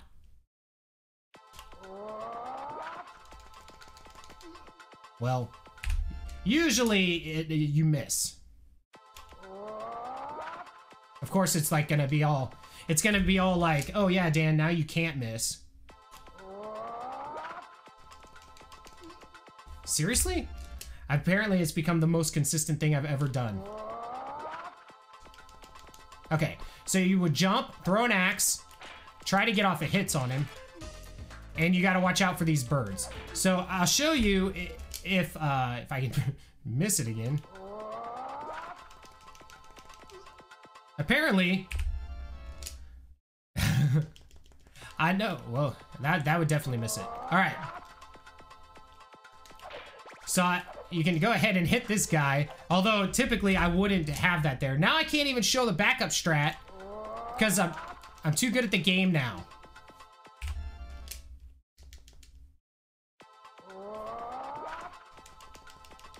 Well, he just noticed that I was going too far forward.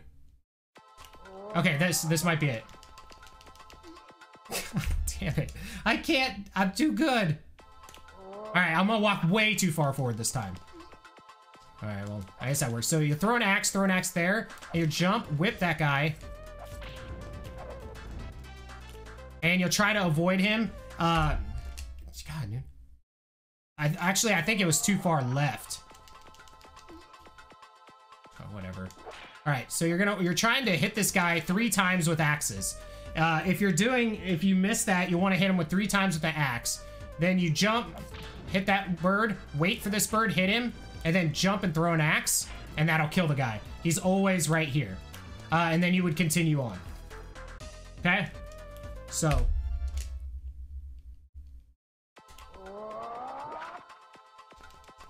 you've taken your hit, and you're going forward. Next screen in the game is probably the most annoying. It's RNG to a certain degree, and it really, I'll show it to you, but a lot of it is going to be kind of improv. So just remember that the most important resource you have is health, because if you, I would say prioritize health over axes. If you have to use extra axes or use an item crash to save yourself from taking a bunch of damage, do it, because health is more important than your heart count specifically on this stage. So let's go. First thing you want to do is immediately throw an axe. So that first fleaman is always right there, but he has 3 different heights that he can start at. He has like a high, medium, and a low. And so you want to hit him. If you start off throwing an axe, you will always hit him. I used to start off with a, what the shit? I used to start off with a jump axe. If he's in the top one, it works out okay. But if he's in one of the lower heights, he'll hit you. So always start with an axe, throwing it to the right, and then jump, and then improv.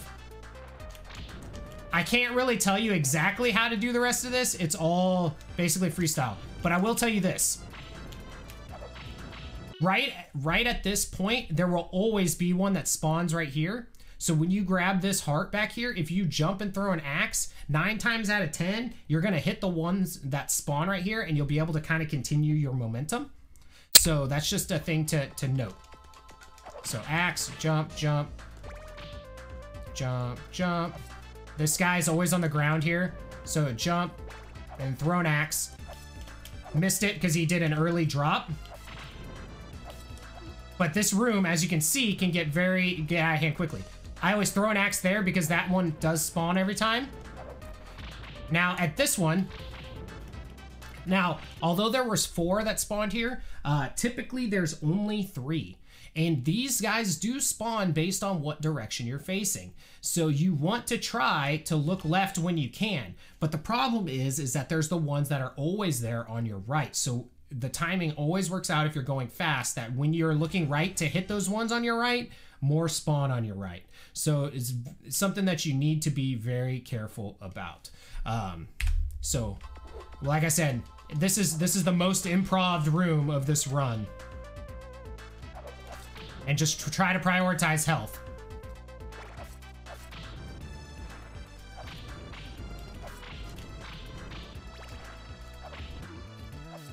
So, things get crazy. Don't be afraid to do an item crash to save your ass. And if that happens and you kill like 6 things with 1 axe, be excited, because it doesn't happen that often. When you get to this point, they should stop spawning. But anything that's spawned from your left, the bats are still going to be moving to your right, so just be aware of that. When you come here, this guy can do so many different patterns. Just deal with him as you can. Most of the time, what I'll do is I jump down here, and then I immediately jump and throw an axe. I'll hit him if he decides to not come down, because he can do patterns. He can do a pattern where he just walks off and comes down here. That's the worst. That's the toughest one for you to react to hit him. He can jump up. He can jump up this way. He can do a little hop here. If you throw an axe, it kind of goes at this trajectory, so it covers about 3 of the directions that he can go, but there's still about 2 or 3 that he can do, because he might stutter backwards before jumping and stuff. This guy's totally improv. You just got to deal with him however you possibly can. So last time, and then we'll move on.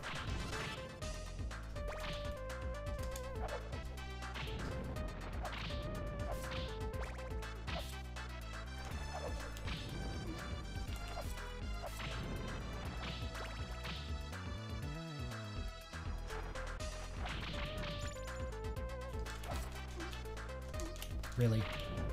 Well, we might not move on this time, because we're going to need health. But as you can see, this room is terrible. I don't know how I hit that one behind me, but...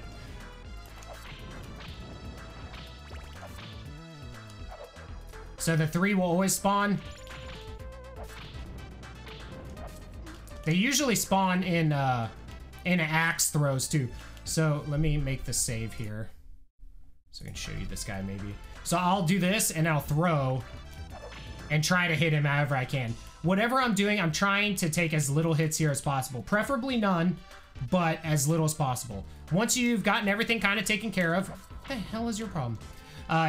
Walk up a little bit here, backflip. You can whip cancel if you want, and then jump and grab here. All right, next room. This next room's kind of funny in a different way. So first thing you're gonna do is jump and throw an axe. It's gonna kill that bird. You're gonna come up here, and you want the holy water here. Jump onto here, jump over, grab this heart, and deal with this crow. That crow can do a couple of different things, and depending on how you do this screen will depend on what one of these big hearts are actually available, because they will despawn. I can pretty consistently despawn one of them. And I think it's you jump here, jump, and it has to do with this first part of the screen. The middle one will be despawned. Yeah, see? So, you might miss out on a little bit of hearts. But, either way, get through that room. It's pretty straightforward, but you're definitely wanting to grab as many big hearts as you can, because once again, although health is the priority, hearts are, a close second. All right, next room. One of the most fun rooms in the game. All right, so you're gonna walk in, immediately jump, and whip. Usually you can hit that guy when you're falling. Jump, hit that thing, and then you're gonna fall down here. That's about par for the course. But basically what you're wanting to do is get over here, wait for this, boost up here, jump, continue on with your run. This boost is the reason why health is so important. Well, one of 2 main reasons. Walk, jump, whip, fall down, take the hit. This is basically optimally how you want to do the room. Now, you'll notice sometimes, this guy's not gonna do it, right? Notice how he's not trying to hit me?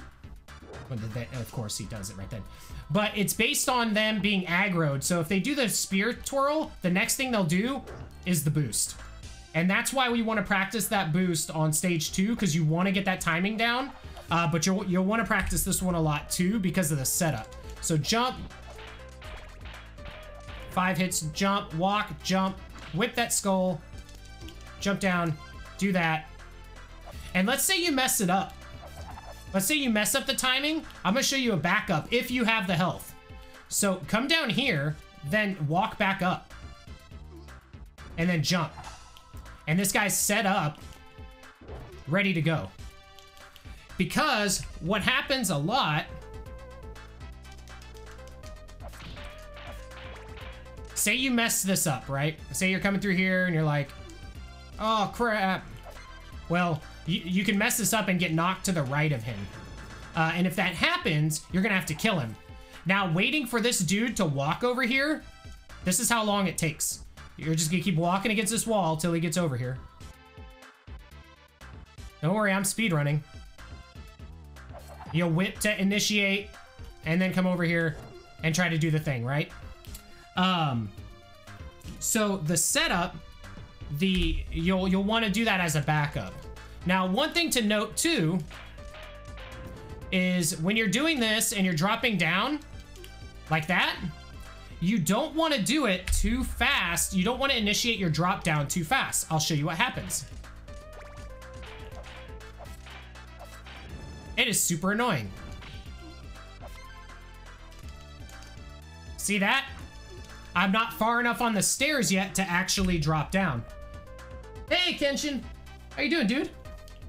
So, once again, we walk in, jump, 1, 2, 3, 4, 5, jump, walk, jump, wait to whip, hit the skull. If you hit the skull too early, he's gonna move to the right. So here's what happens if you hit that skull too early. So jump, walk, jump, oh, the skull! Well, Jesus Christ. How come everything never happens when you're trying to do it, like the bad stuff, right? But in the run, it always happens. Like, now I'm just looking all godlike when it just like never happens like that. Yeah, dude. So then we just walk up.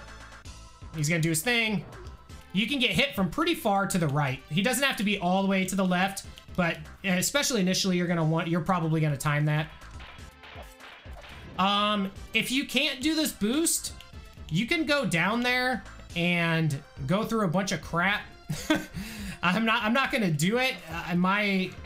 It's such a long thing, but if it happens, oh, I was gonna say 2 item crashes and still can't kill it.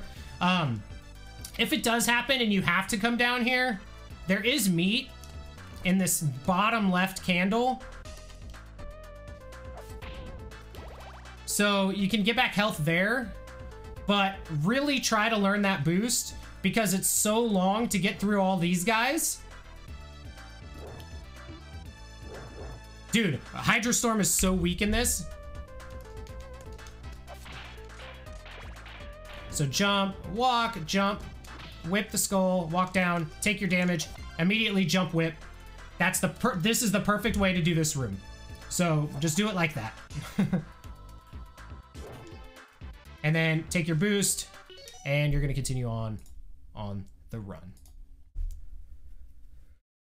Okay, so almost there. So immediately jump, hold up, jump, and you're gonna jump at the edge, jump, jump, jumpity jump, jump, walk all the way to the edge, and you're just gonna whip this dude down. After you've destroyed his shield, you can whip him 3 times, and then you can stutter back. Make sure you stutter back here before you make your jump here, because if you're all the way at the edge and you go to jump and you don't get it like first frame, you can guess what happens. I personally have done that a ton of times. I've seen runners do it a bunch. Like, just stutter back just a little bit. Just save yourself the trouble. If you got this far in the level without dying, oh man, nothing hurts more than to die on stupid stuff like that. So, jump, jump, jump, jump, jumpity jump, jump, jump. At the edge, 1, 2, 3, 1, 2, 3. You can jump and whip and take him out. Now, if you do decide to jump and whip, make sure that you jump your whip a little early, because if you whip too late, on this jump and you jump to like too far at the edge, you're gonna hit that candle.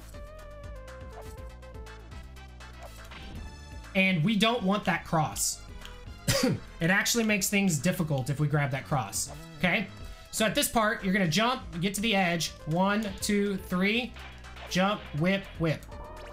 I always do an extra whip for good measure though. So I'd say whip 3 times, even though really only 2 would do it. The reason why I say 3 is sometimes in the event that that guy gets hit by the holy water and your whip on the same frame, it does the holy water damage and not the whip damage, and the holy water does less damage than the whip, so he'll still be alive. And I can't tell you how many times I would go 1, 2, 3, whip, whip, and then walk forward thinking he was dead, and then just walk right into him. And in a lot of cases, I would only have 1 hit to take and I would die. And it was dumb. So this is the rest of that screen. So jump, jump, jump, jump. Edge of the platform.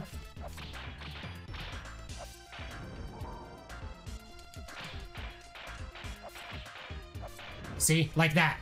So my whip and holy water hit him on the same frame, so he only took the holy water damage.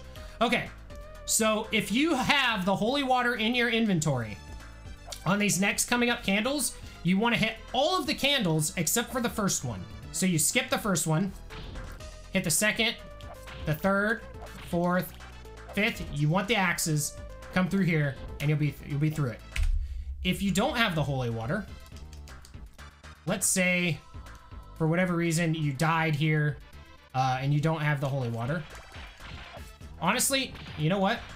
I'm gonna die on purpose just so I can show you backup, because chances are if you're new to this run, you probably will die on the boss, and this is where you would start. And so to give you, so you can get kind of used to this. So you can kill this bird. These 3 hearts, not worth your time to try to get. So just treat it as you would, like you were doing it normally. Come up here, get to the edge. Now let's say you're gonna grab the cross. This guy is a pain. So 1, 2, 3, and then you're gonna walk back. 1, 2, 3, and then the 4th hit will kill him. Okay? Now this first thing has a clock in it. We don't want the clock. That's why no matter what, we don't hit that clock. So the second one has your hearts. This one's gonna have holy water. But because we had the holy water before, it becomes a 5 heart. So, and then 5 hearts, axe, and continue on. If you're first learning the game, chances are you will die on this boss. And this will be kind of the strat that you take. So you want to have the axe here and as many hearts as you can get out of this part. But we're teaching you how to not die. So let's do that.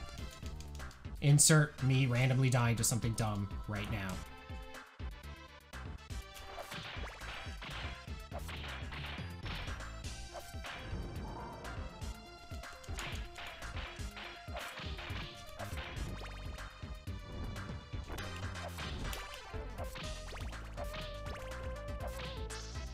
All right.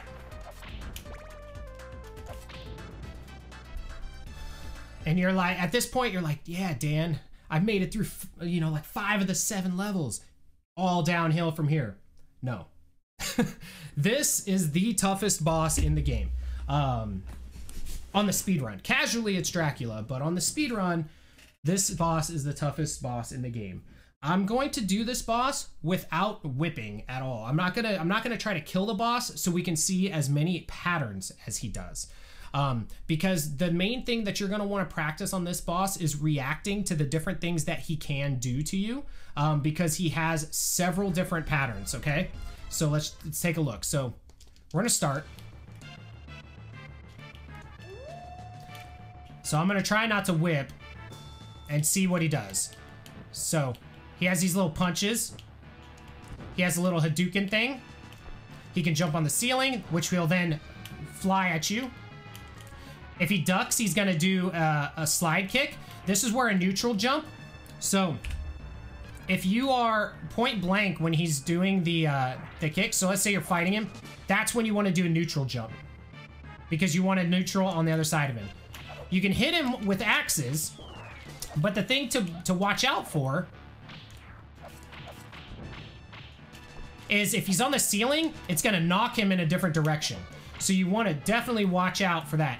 When he gets low on health, well, okay, apparently I killed him.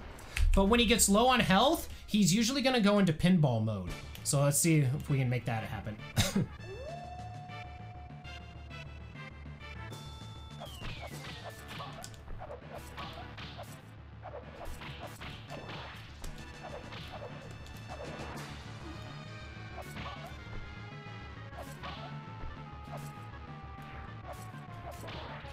He should go pinball after this.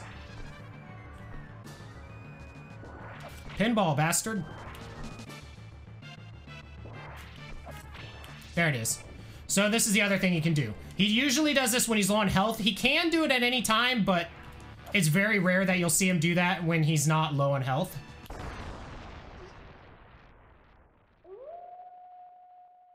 Dinny, you have to teach me how to play CV64. Step 1.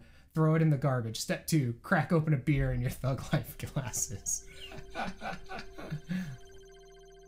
So this guy is all improv. I don't really have any other tip for him than you just need to practice him and watch what he does and try to react as accordingly. And try to get in as where people usually die on this boss is because you get too aggressive and you start taking unnecessary hits. If you're about to get hit, don't be afraid to item crash. Do whatever you can to stay alive. If you can make it past this boss, you're in there, okay?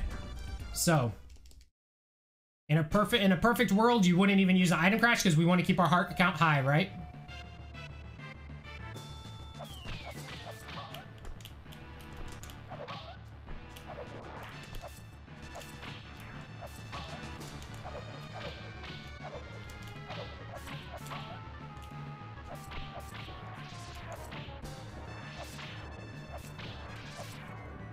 And then walk into him when he does his little desperation attack. Sometimes you can get hit twice. And then make sure you whip his dick. because it's out. And that's just what you do. And grab the orb. And if you got this far without dying, congratulations, you have a run in the making. If you can get through this far without dying, chances are you'll be at the very least sub 20. Sub 20 is pretty easy in this game once you realize how to do some things on it. All right, the penultimate stage, stage 6. So this stage has a couple things. Nothing really too big though. But the first couple of screens are probably I'd say the second screen is probably the most technical in this, well, you'll see. All right, so start off, you can jump twice. I'll show you what I do. I then whip that dude, jump, walk up to the skeleton, do a backflip, hold up. Pretty straightforward. I'm not gonna really explain that again. Just do what works for you here. There are some different strats, some different timings that involve jumping again, but be careful because if you jump too much, you're gonna get knocked into the pit. So next room, walk right. For the love of God, don't do what I do. I got so used to whenever I started a new screen of jumping to the right, I can't tell you how many times I did that. So don't. So walk right, jump, jump up, grab this, and immediately throw an axe. And actually, you're gonna want to get your jump so that you can jump and grab it like that, and then throw your axe. Now what I do is I jump here, I throw an axe, and that's gonna take out some of those. Jump up here, jump over, jump an axe, and we wanna kill that guy, that one crow, early. Now when you get here, if the axe knight is on the right side of the platform, you want to get yourself on the left side of this platform and backflip, and then jump over him. Use the item frame or the iframes to boost up. So jump, throw an axe, jump, jump, jump. I throw an axe, jump up, jump over that guy, kill those two crows, jump, backflip, in there. One last time. Timing can be a little bit different depending on how you do this.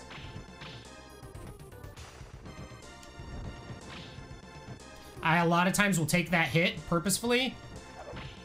Get both of those crows in one. And I wasn't far enough to the left. That's why I didn't boost up there that time. So you want to make sure that you're on the leftmost part of that platform to get that damage boost up.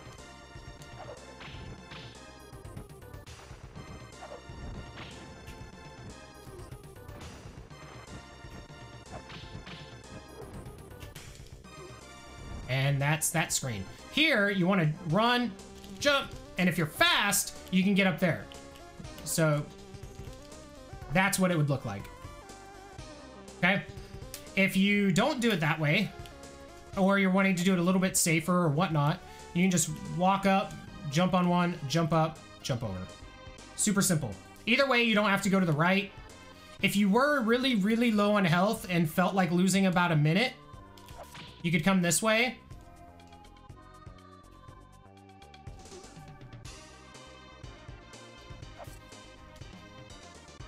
And get this last candle and get some meat. But then you have to go back through all this. So if you feel like losing time but want the health, that's an option too. Okay?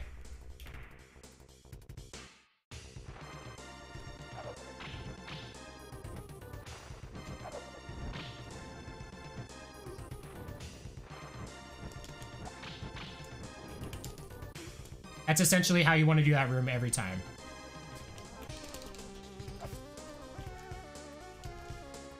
I'm not going up until I get this. All right, so this next room. This next room has several different ways that you can do it, depending on some patterns that you get. So we'll see what pattern we get, and then we'll move with that. So first thing you want to do is jump, and hold up. Wait. You want to wait until that spearman's spear finishes, because if you don't wait, you're going to walk right into that spear. So jump, If he was going and you're still holding up, you're going to take damage. More often than not, this is what you're going to be faced with when you get here. You can't throw axes because he blocks them. So one way is you can jump, whip, whip. Takes 5 hits to kill. Now another way, assuming he gives us the same thing. Another way, and what I usually do, because sometimes the timing is hard to get off those double whips, I'll walk up against this wall, tap back, and then throw 3 axes, and then jump whip. That way's more consistent for me. And also, depending on if he is spinning the spear right here, the hitbox range changes, and you may take an extra hit. So just kind of whichever you want. Now, I probably won't get the pattern. He can also move left. Oh, see, if he starts further back, then you can just do this. And that is optimal. That saves time. Doesn't happen very often, though. I'd say probably 1 out of like 10 times he actually starts off a little bit left on there. More than often than not, it doesn't happen. So this part. So you're going to jump up here. This is also something that never happens. That dude never goes right. If he does that, this is what you do. You just enjoy the fact that you got awesome RNG twice that you'll never get in an actual run and continue on with your day. More often than not, he's going to be protecting this. So you're going to neutral jump over this bat, get on this stair, and use an item crash. That's going to get you up on that platform. And then you want to get all the way to the edge here. Once you're on the edge, if you jump straight up, you'll get on this gear. And then you can go ahead. So let me show you the spot. So it's this step right here.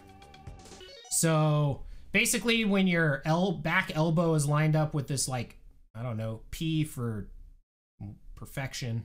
I don't know. You just kind of stand here and then use the item crash when it's low, and you'll ride it on up. And then jump up, jump over, jump up, jump over, and that's it. So, no, I did not get world record. Lucha actually has world record in this because of an awesome Drac fight. And, you know, playing well too. That works. But going into this next screen, timing is important if you want to do this next screen fast. So first thing you do is when you enter this screen, jump right, jump, whip. I hit an enemy you didn't even see yet because he hadn't even spawned. And this is basically how you want this whole screen to go. But I'm going to explain it slower. Whoops. And sup, Wang. So when you come into this screen, if you're low on hearts, this one has a 5er. You want to kill this guy before making your jump. Now, important note, when jumping to this big gear, you do not want to jump from the right side of this, because that guy's going to troll you and you're going to die. So what you want to do, what I do is jump, whip, stagger back, jump over, and then go. Okay? So what I also want to show you is if you're coming here, and let's say you're going, and you whip him, you're gonna be in trouble, because he is gonna troll the crap out of you. So you gotta be really careful there. So jump, whip, stagger back, jump, and then just walk forward. You do not want to jump. No matter what you do, you do not want to jump so you land on there with your like that, because if you don't whip cancel that, you're gonna fall. So the way that we do this here is to make sure that we don't have to jump at all onto that. So stagger back, jump, and just walk forward. Then jump. I grab this, then you just wait, backflip over him. Okay? If you did that all the way that it was there, you should be sitting pretty. So jump, whip, stagger back, jump, walk, jump, whip, stand, backflip, whip cancel, and you're in there. Okay. second to last room, or second, well, really, the next room's the last room in the stage. The last one that matters. So jump up here, jump. If you still have axes, throw one right there. You're gonna grab 5 hearts. You're jumping up here. If you need health, there's health right there. From this position, you can actually jump on here and just hold left, because you want to wait for this platform, and you want to be on this platform. Get to about here, right before it hits the top, jump, jump, jump, jump. If you're fast, that's what it looks like. If you're not fast, it's not fun. Okay, so let's explain a couple things on this room.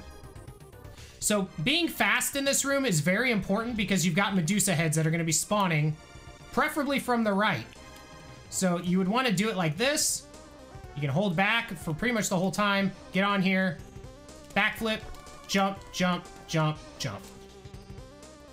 Now, let's say you died or something and you don't have axes. So if you don't have axes, this is actually an axe candle. You definitely want to pick up the axes here. They will be useful against the boss. And then you can say if you did happen to die and you don't have axes and you just now got them, don't use an axe for this meat. Just if you need it, just grab it there. And if you don't want to do this pattern thing, because this is pretty tough, because you got to spam your jump to be fast enough to get up here.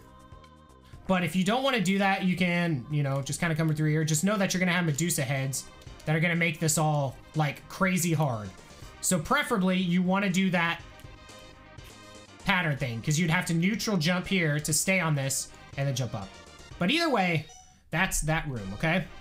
Here, you got hearts, hearts, hearts. Usually, if I am above 50 hearts, I grab those 3 and I just go. If I'm not, then I grab these 2. There's a 1-up in here, but you should never need that. And so you want to make sure you have axes. Don't hit that one. It's got a dagger. Although this boss, if you did die on this boss, then you would have, obviously, you know, grab the dagger because it's better than nothing, I guess. Okay, this boss. So I'll show you kind of my pattern for this. So first whip and you can grab that 5 heart. Get up close. As soon as he appears, throw an axe mid jump, and you're just gonna kind of move with him.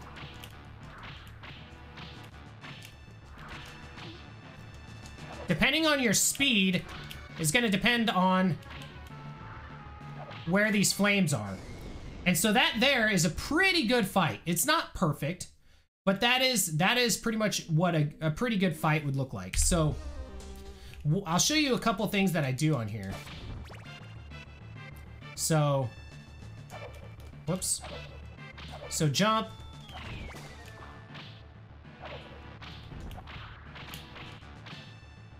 Usually those flames, when they're coming back, I'm usually ducking to make sure I don't get knocked back from them. Because you want to make sure that if those flames and stuff are going, you don't want to be near the edge, because you can get knocked off really easily. So chances are you just want to try to burn this dude down as quickly as possible so you don't even get those eyes doing that other pattern.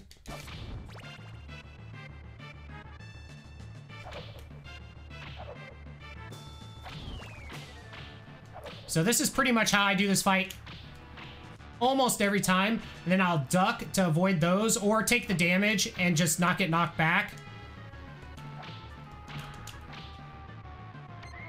And that's pretty standard fight for me. That's about how I kill him every time.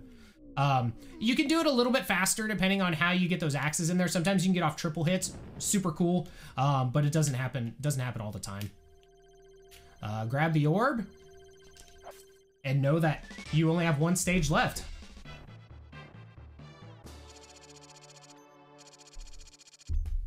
All right. Dracula stage, I'm not going to make a save state yet. So you're just going to jump a couple times here. Preferably, you want to have your jump land on the stairs, like at the lower part, so you can get in 3 more jumps that are full to get you up here. So let's go ahead and save our game position. All right, so what I do is jump, jump, jump, whip, and you'll usually hit that guy and then kind of go up. This screen's pretty simple. I'm not gonna go over it. Next screen though, what? Whoa! Next screen, you're going to want to immediately jump, turn around, backflip. So jump, turn around, backflip, and then kind of come through there. Depending on how well you do that will depend on what damage you take. Whip cancel that, because this is far enough for you to fall down. So you want to whip cancel that fall. So jump, turn around, backflip. I usually jump, wait for that fireball, jump, jump, jump, whip cancel, and then you're on to the next screen. You'll want to practice that a couple times. It's not too tough once you get the timing down for it, but the big thing is just getting through that bone tower without having to kill it. Next screen, you're just gonna jump, jump, and hold down. Now, in the event that, let's say you jacked some things up and you're like low on health, you need meat, that candle up there, if you still have the axes, has meat, so you'll be good to go. Going into the next screen, you're going to want to fall down and backflip. And now the timing on this is pretty precise. So jump, jump, hold down, jump. If you do mess it up, you'll just want to whip him 3 times to kill him. But if you do it right, I didn't. There, you get knocked through him and you don't have to kill him. So that one just takes some timing. Be careful if you mess up. Make sure you just whip him 3 times, because he, like I said, that kind of enemy does more damage than most other enemies. So the climb. This is actually really simple to set up, but when you mess it up, it becomes extremely difficult. You can ask Brand Belmont that one. Sorry, Brand, I had to give you a shout out there. All right, so what you want to do, it was not that. Shut the fuck up. Okay, you can come up here. Now, when you're on this platform, this is where you want to manipulate this thing. So you want to duck, and then you want to jump as the platform is headed up. And then you get to this one, duck, jump, duck, jump, duck, jump, jump, and you're through. If you do not do the ducking,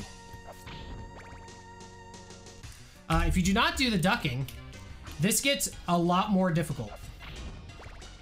So usually you'll want to do that, and oh crap, the platforms are all mistimed. I got Medusa heads, and I got to jump up here. I got this going on, and then crap, they're not lined up. Let me go over here. But you can still get up there if you just kind of be careful a little bit. Now, in the event that you just got jacked up like nobody's business, there is meat in that candle by where that it is. What's funny is I started typing before he even said my name. All right, so there is meat over there that you can grab, but it's pretty difficult to get the kill on that guy and be able to get that. And then you're kind of in a position where you have to drop down, and then you're like, it's just kind of all over. So I recommend don't even worry about the meat, even if you're low health. So do this, bam, bam, bam. Simple enough. So you'll want to jump as this goes under, axe that, just jump over, jump, jump, whip. Now, I know there was no Medusa head there, but almost I've had so many appear that you want to jump and whip right there every time. Because sometimes ones do spawn right as you're getting at the edge. And you're gonna want to take out that Medusa head. So duck, jump, jump. If you're too far right here, you're gonna take damage from that dude. But that's another reason why you want to hold down, because you can still, you know, you're not getting knocked off the platform, and adjust, move forward some, so the next like cycle you can make it or whatever. But as you can see, with the Medusa heads, it gets very difficult to make it up there if you're not going quickly. So save yourself the trouble, go quickly.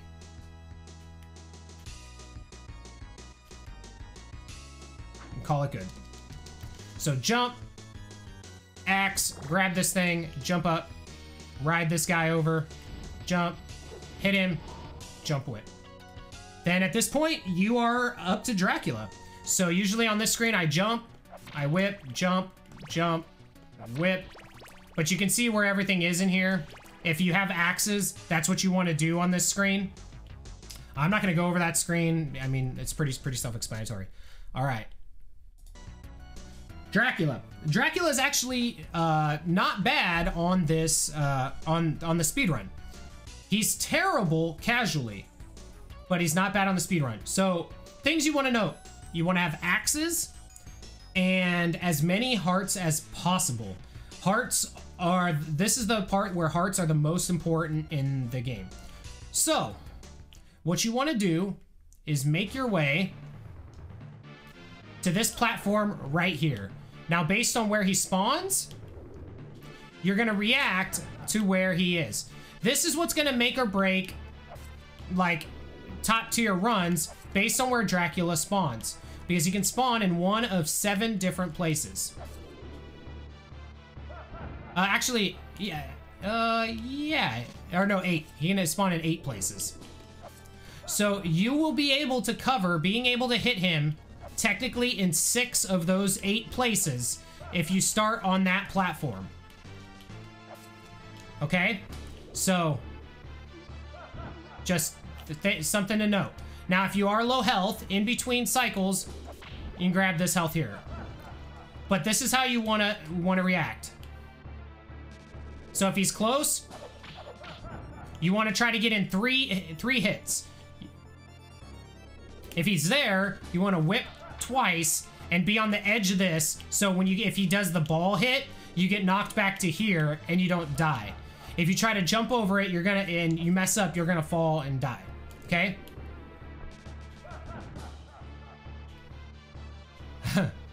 A lot of practice, man.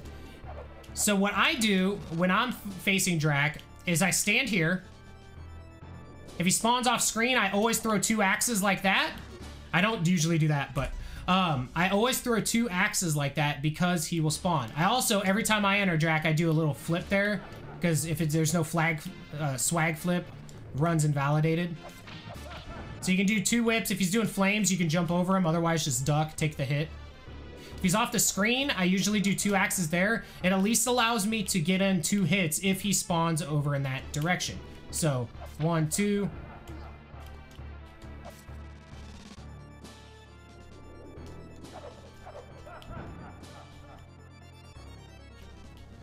Dude, how'd the rest of your practice go, Flib? Flib's learning Super Metroid. So this is pretty much it for Drac. I mean, I really don't have that much to say for him. You just gotta try the practice the timing, and then hope for him to go on each of these 2 platforms just to the left. World record has him spawning on these 2 platforms exclusively. So once you get him to phase 2, just start hucking axes. Get like a platform away because he's gonna come at you, and just try to keep axes up. And if you're timing him, you won't take damage, but then kill him. At this point, you want to be here, and then you would use your item crash to grab the orb, and that's when time ends. Now then, show you a couple more things here. So you come in here, you can be all swag.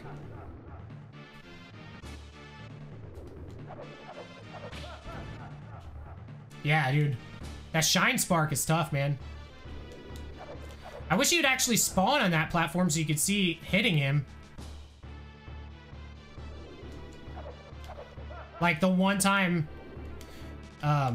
So yeah, so Drac, depending on there we go. So you can get in 2 hits if he does do that. Only do this double axe spawn or axe throw over there if you have a lot of hearts. If you don't have like 60 plus hearts, don't do it. Because it's more important to have the hearts over 30 when he goes to phase 2. But usually coming into Drac's room, I have like 75 hearts or so, and so it's not a big deal.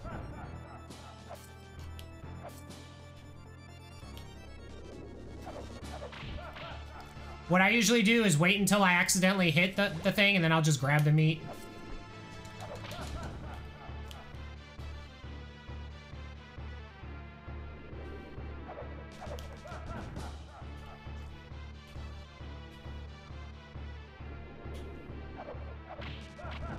So once you get there, always be on the left side, or the close side of whatever platform that you are gonna be on, so that if you get hit, you don't get knocked back into a pit.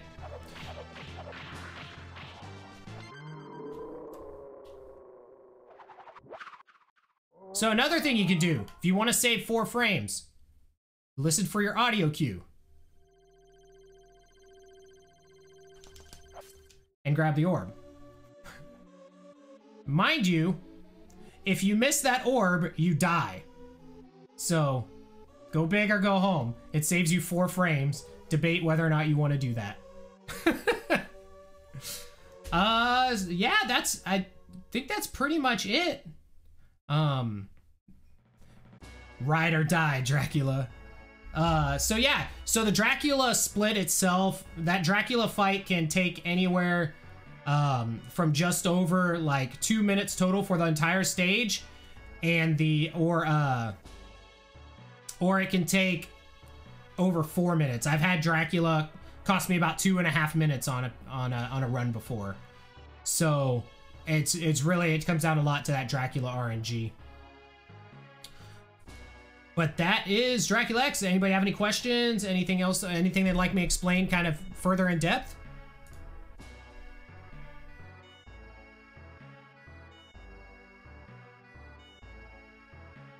Yeah, he does that a lot.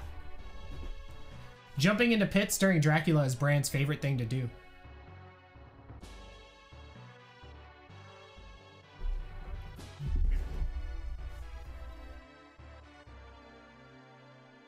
Alrighty. Well, if you guys don't have any questions or anything, that'll do it for me for this tutorial. So thank you guys so much for stopping by. I'm still be streaming, by the way, but for purposes of said YouTube video, thank you so much for stopping by. And yeah, be sure to follow me at twitch.tv/DanCarnate, and like/subscribe, all that fun stuff on the video if you did enjoy it. And feel free to ask me any questions on the run or anything like that in the future. Happy to help out anybody run this game, because well, you know, I just want to spread this disease. I want more and more people to play this game.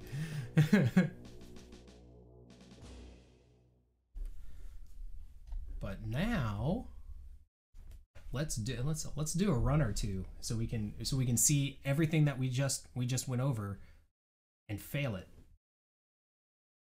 I know, I totally did delete the ROM after I PB'd.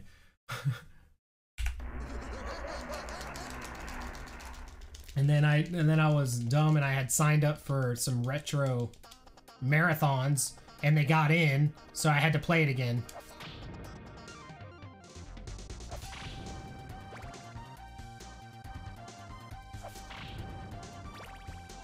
I know, dude, right?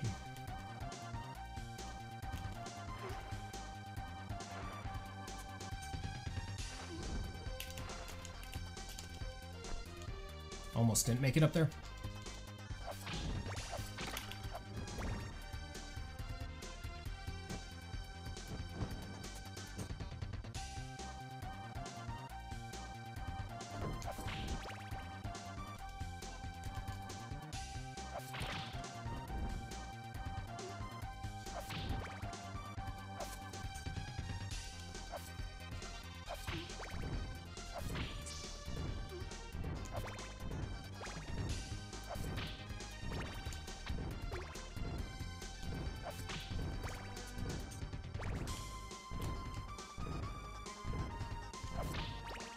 Yeah, this will be one of my first ones that I've done.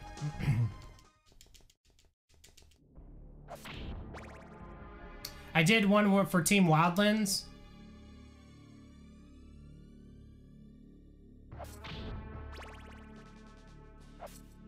This will be like the second and third.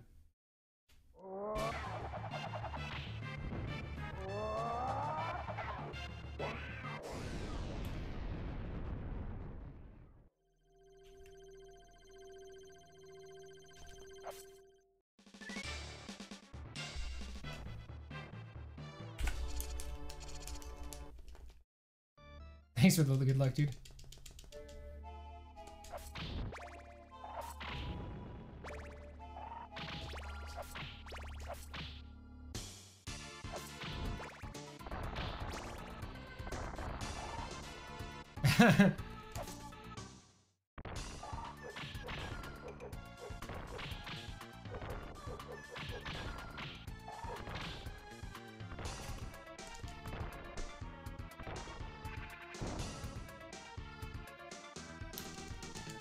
Yeah, dude, it's grammar, man.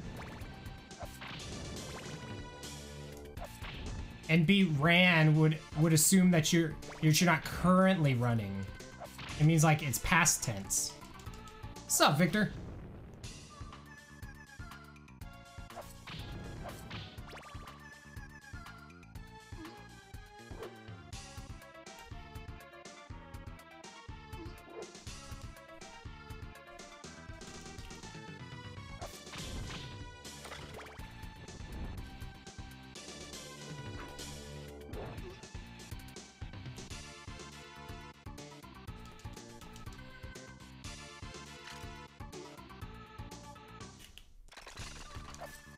Fran ain't popping shit.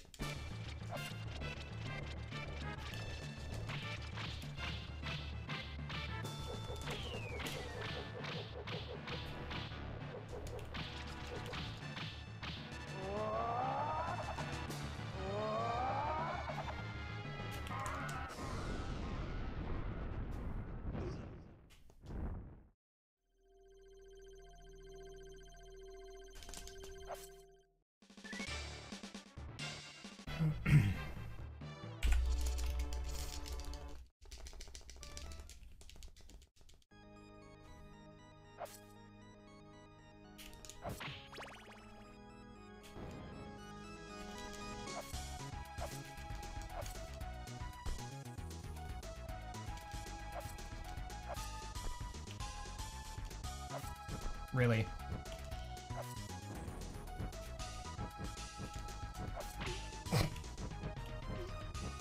You know what I didn't mention in the tutorial is all the button input these eats.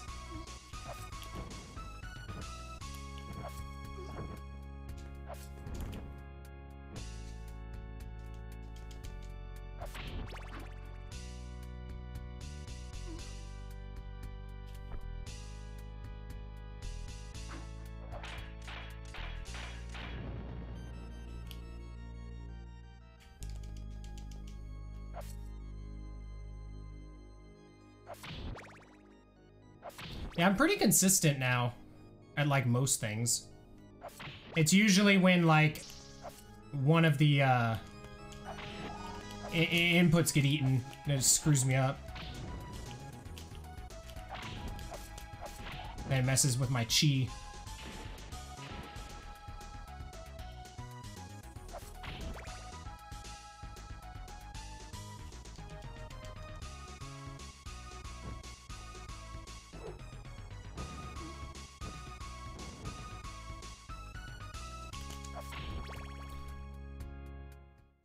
Maybe I'll just tag this run onto the rest of it just for the hell of it. Even though it's not a great run.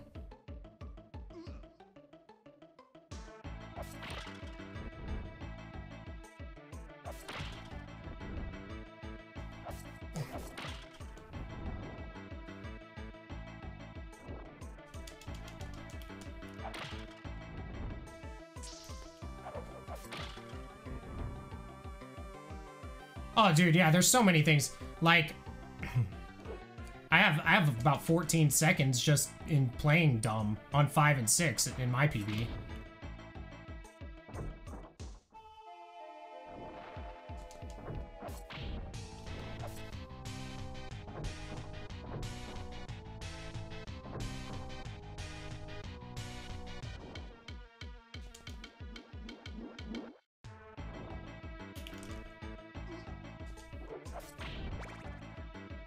Yeah, the RNG is killer.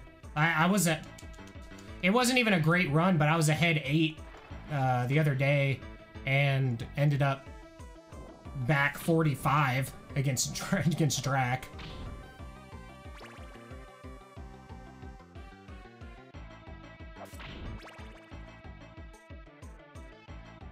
Yeah. The Drac RNG is crazy. Because it's literally every single time that he doesn't spawn where you need him to, it's 3 seconds, 3 to 4 seconds lost.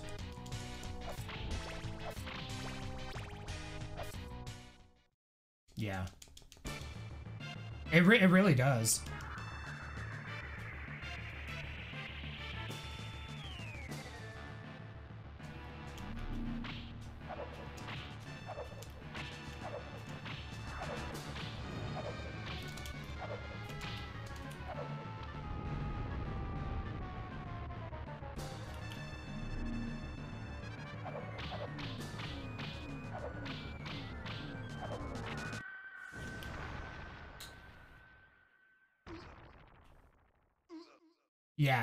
Yeah, depending on what they do.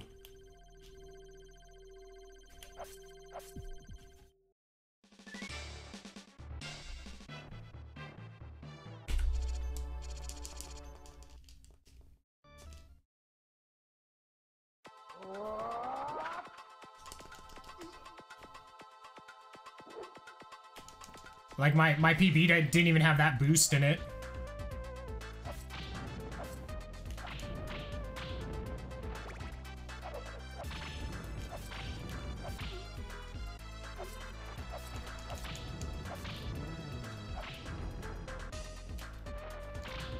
Really?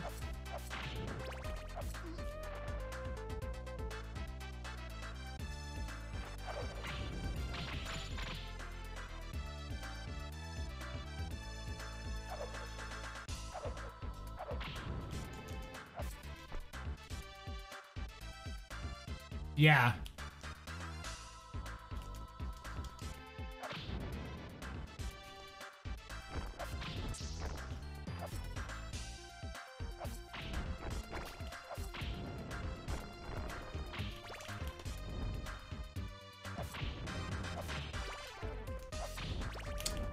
Don't think we're gonna make it through this one.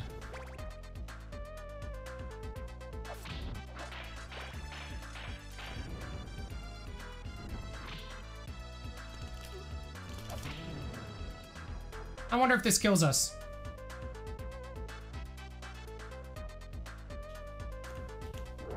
Nope, in there.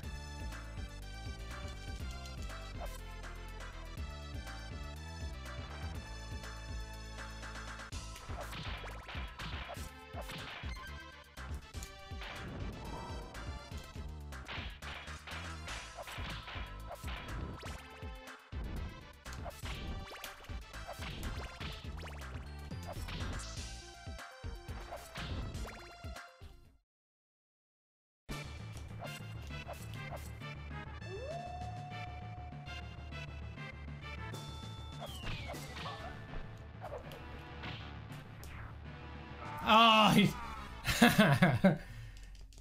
bastard.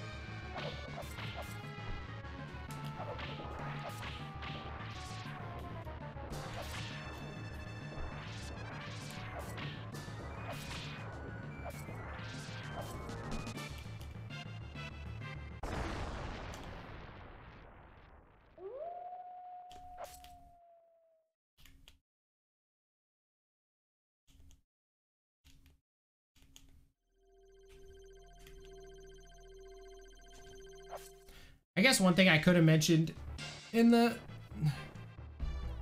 tutorial was if you did die against Drac or didn't have hearts, kind of strat, but I mean, it really doesn't change the strat, it's just slower.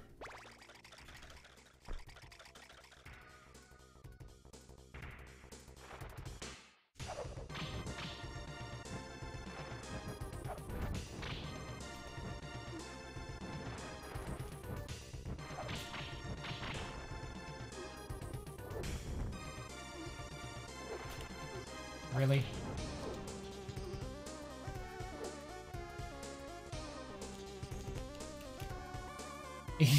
You could have mentioned how much the run sucks.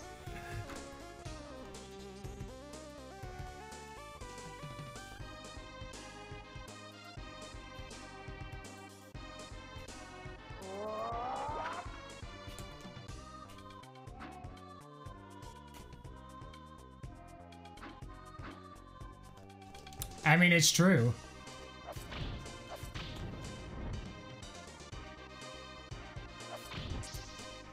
Don't even care.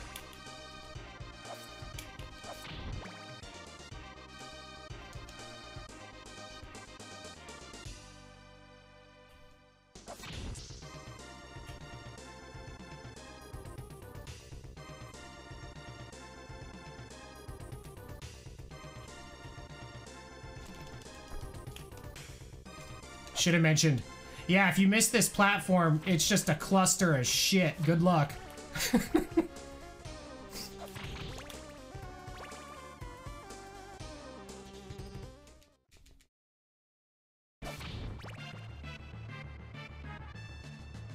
Yeah.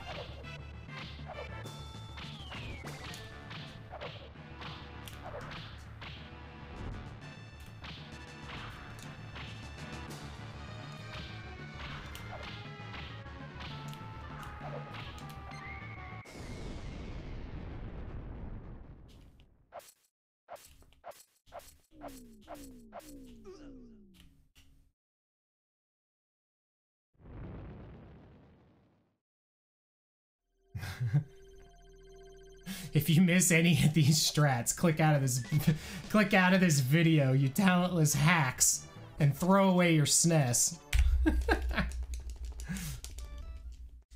See, that just goes to show how bad my PB6 was. I only lost 1 second for that.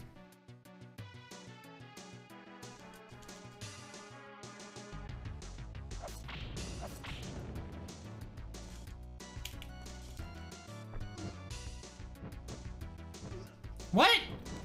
Dude, where was that hitbox on that thing? Like, for real? How did that hit me?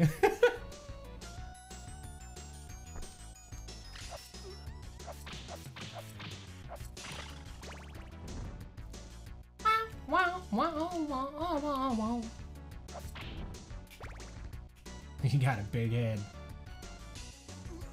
Oh, really? I'm gonna brand it up, huh? That's how it's gonna be, game.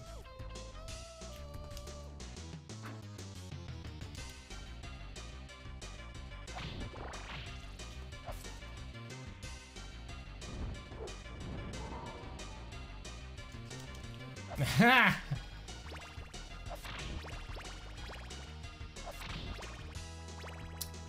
Parts are kind of okay.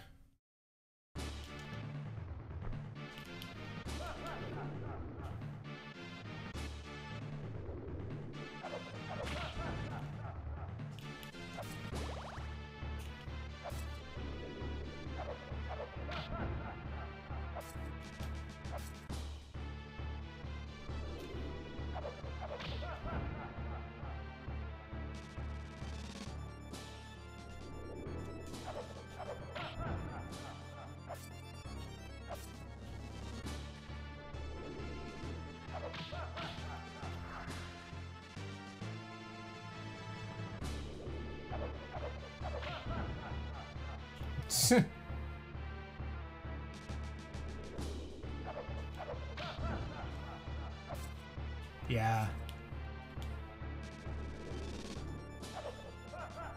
That Drac RNG on your run, dude. Stupid.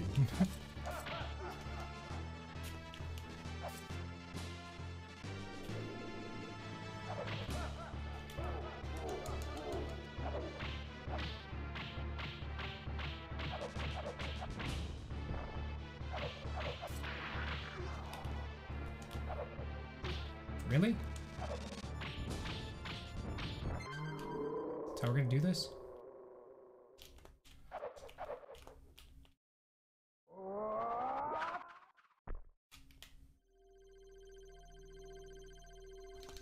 Yeah! And that's the end of the tutorial, my friends. Well,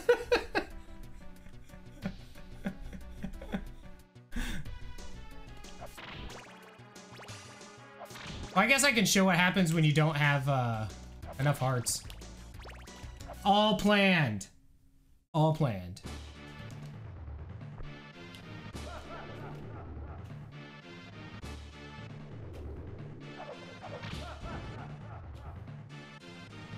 Yeah, it was to manip the RNG for subsequent runs.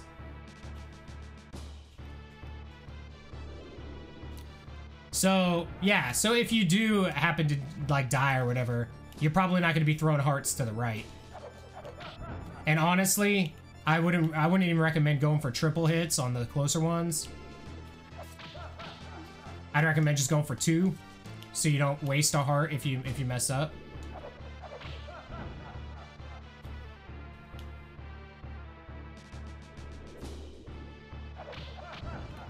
Because the heart count's pretty, it would be really sketch.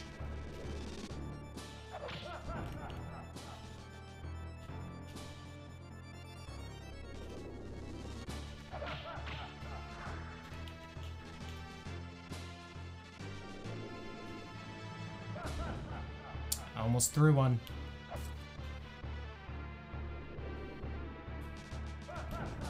Because where it gets hard is when you get to phase 2, where you don't have enough hearts to really do the strat.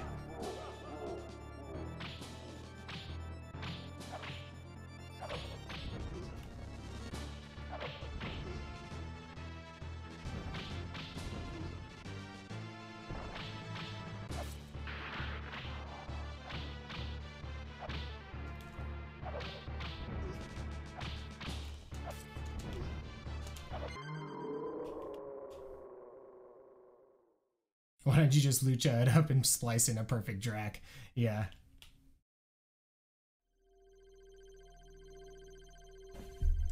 Oh. I went to push the thing. See? Still under 20 with a death on Drac. It's like the most costly death that you could have. So there you go. Now that's the real end of the tutorial. So you can see how a run can go from seemingly okay to crap. And then maybe you go for this random orb at the end. Yeah, that'll be where I'll splice it, or where I'll end the tutorial. That seems like the most optimal place. Hey guys, thank you so much for watching the video. I hope you enjoyed it. If you did like it, be sure to like the video and subscribe to the channel if you'd like to see more gaming content. It really helps me out and doesn't cost me anything. Thank you again. Have a great day.